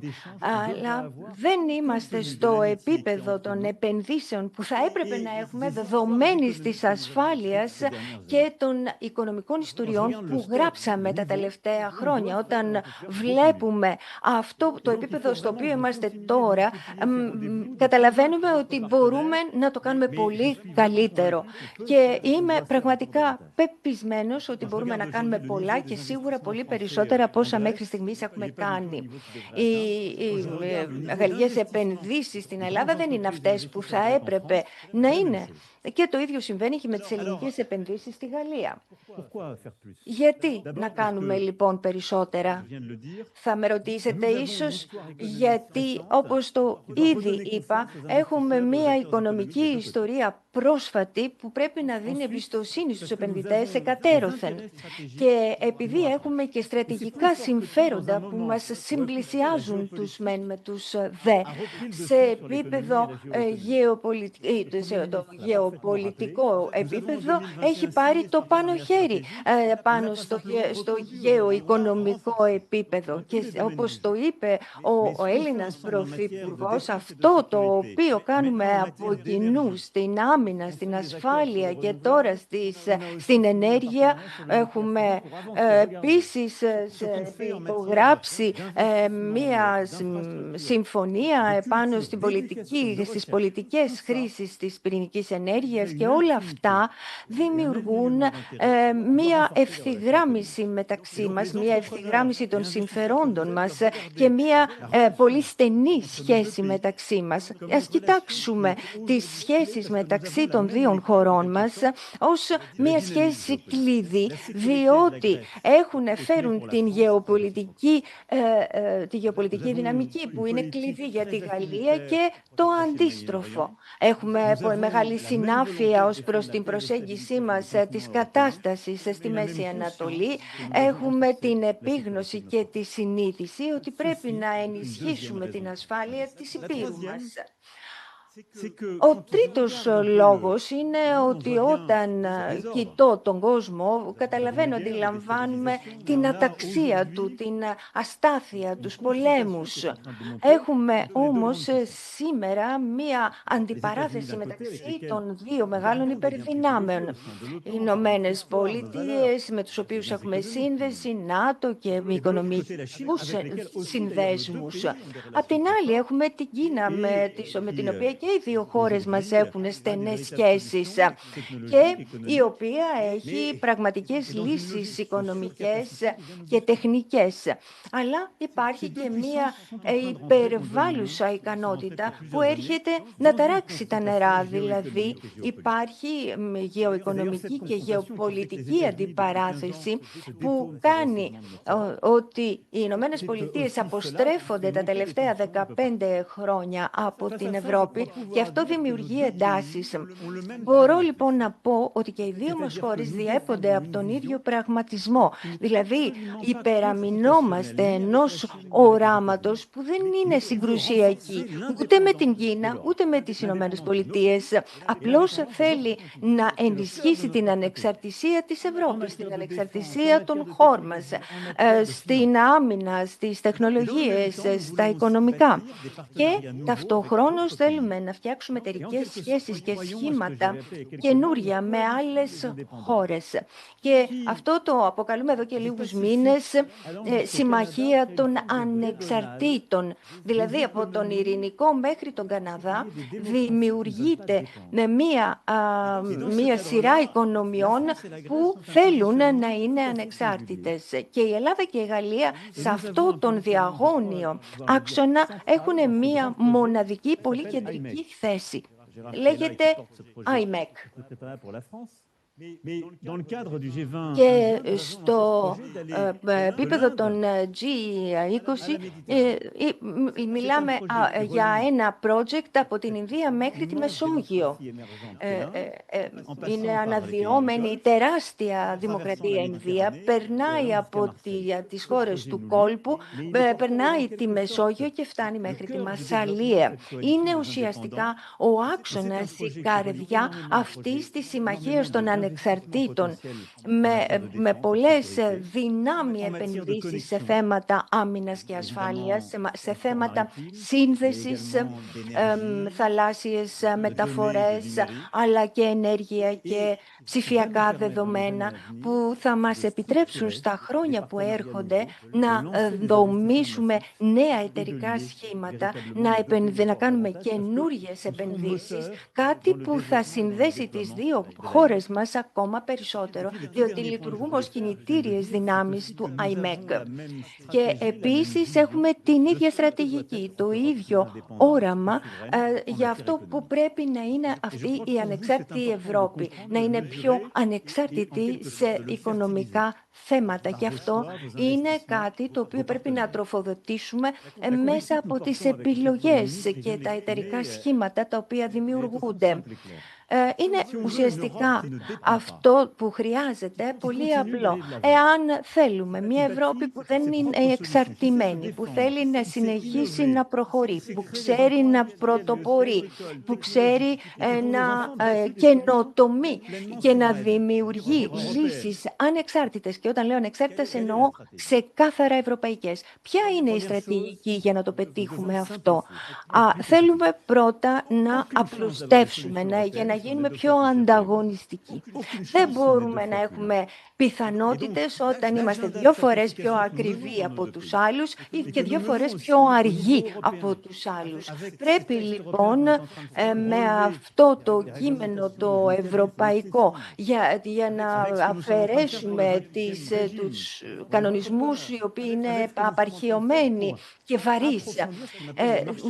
Κατά αυτόν τον τρόπο θα μπορέσουμε να εμβαθύνουμε την ενιαία αγορά, θα μειώσουμε τους φραγμούς και έχουμε δείξει το παράδειγμα με μια πολύ μεγάλη απλούστευση της αγοράς, της κεφαλαίου αγοράς και μεταξύ του χρηματιστηρίου Αθηνών και του δικού μας χρηματιστηρίου, και είναι ο δρόμος που πρέπει να ακολουθήσουμε. Αλλά δεν είναι το μόνο. Το δεύτερο στοιχείο είναι η προστασία και δεν είναι μεγάλη λέξη, δεν είναι κακή λέξη.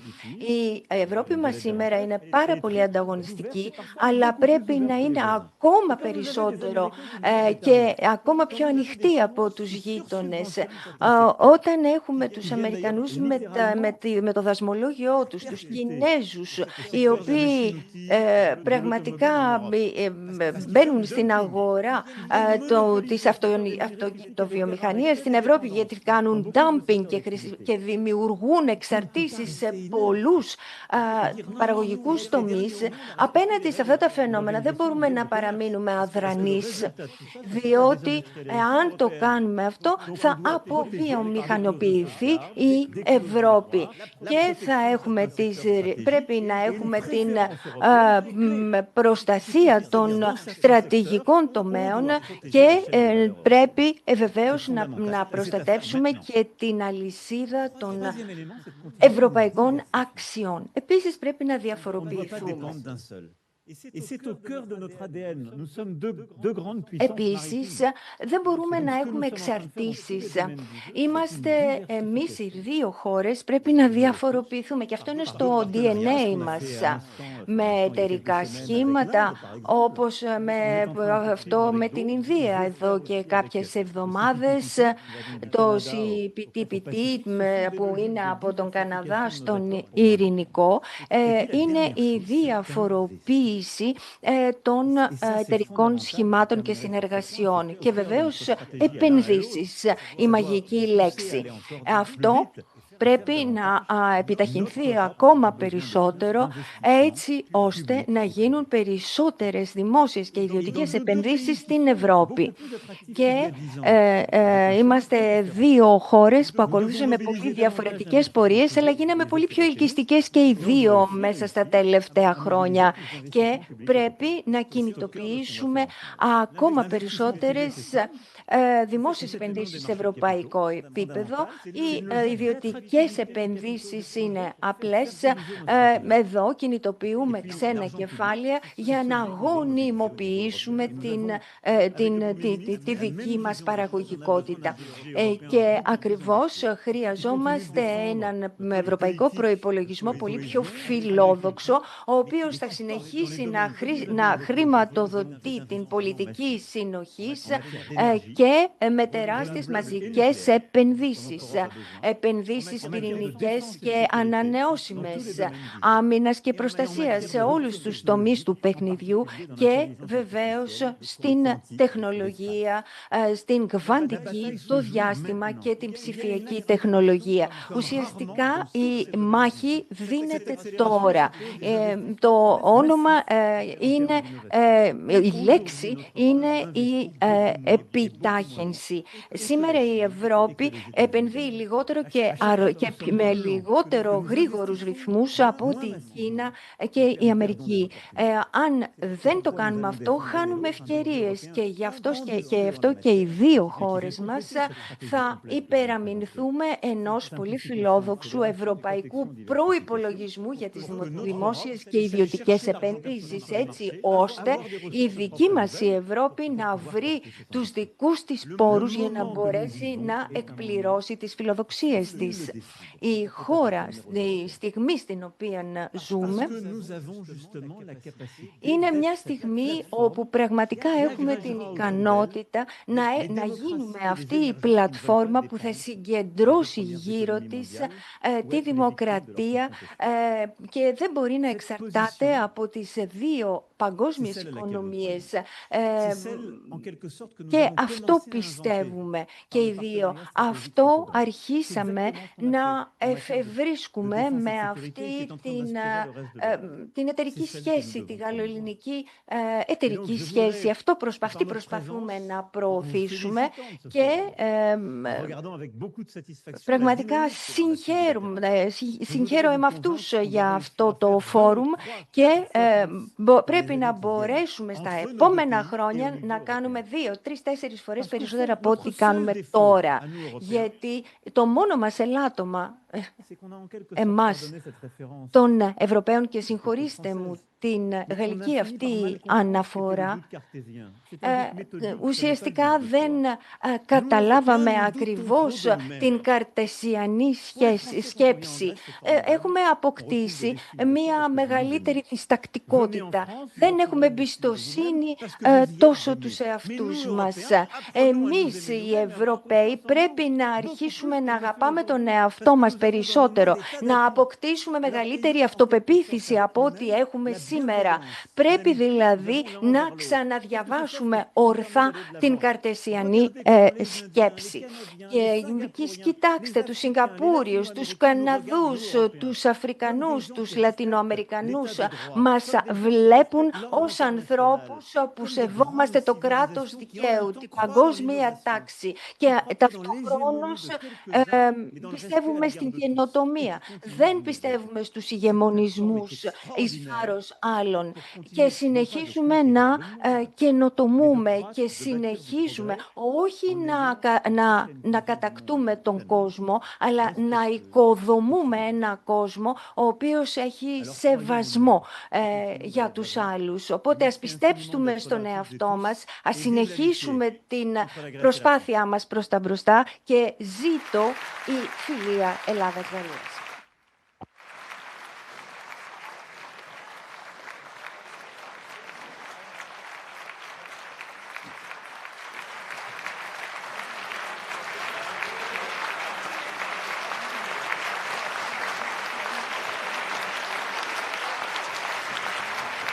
Monsieur le Président de la République française. Κύριε Πρόεδρε της Γαλλικής Δημοκρατίας, ευχαριστούμε πάρα πολύ για τα ισχυρά σας λόγια, για τις αναφορές, τις σχέσεις της Ελλάδας και της Γαλλίας και κυρίως τις μελλοντικές σχέσεις.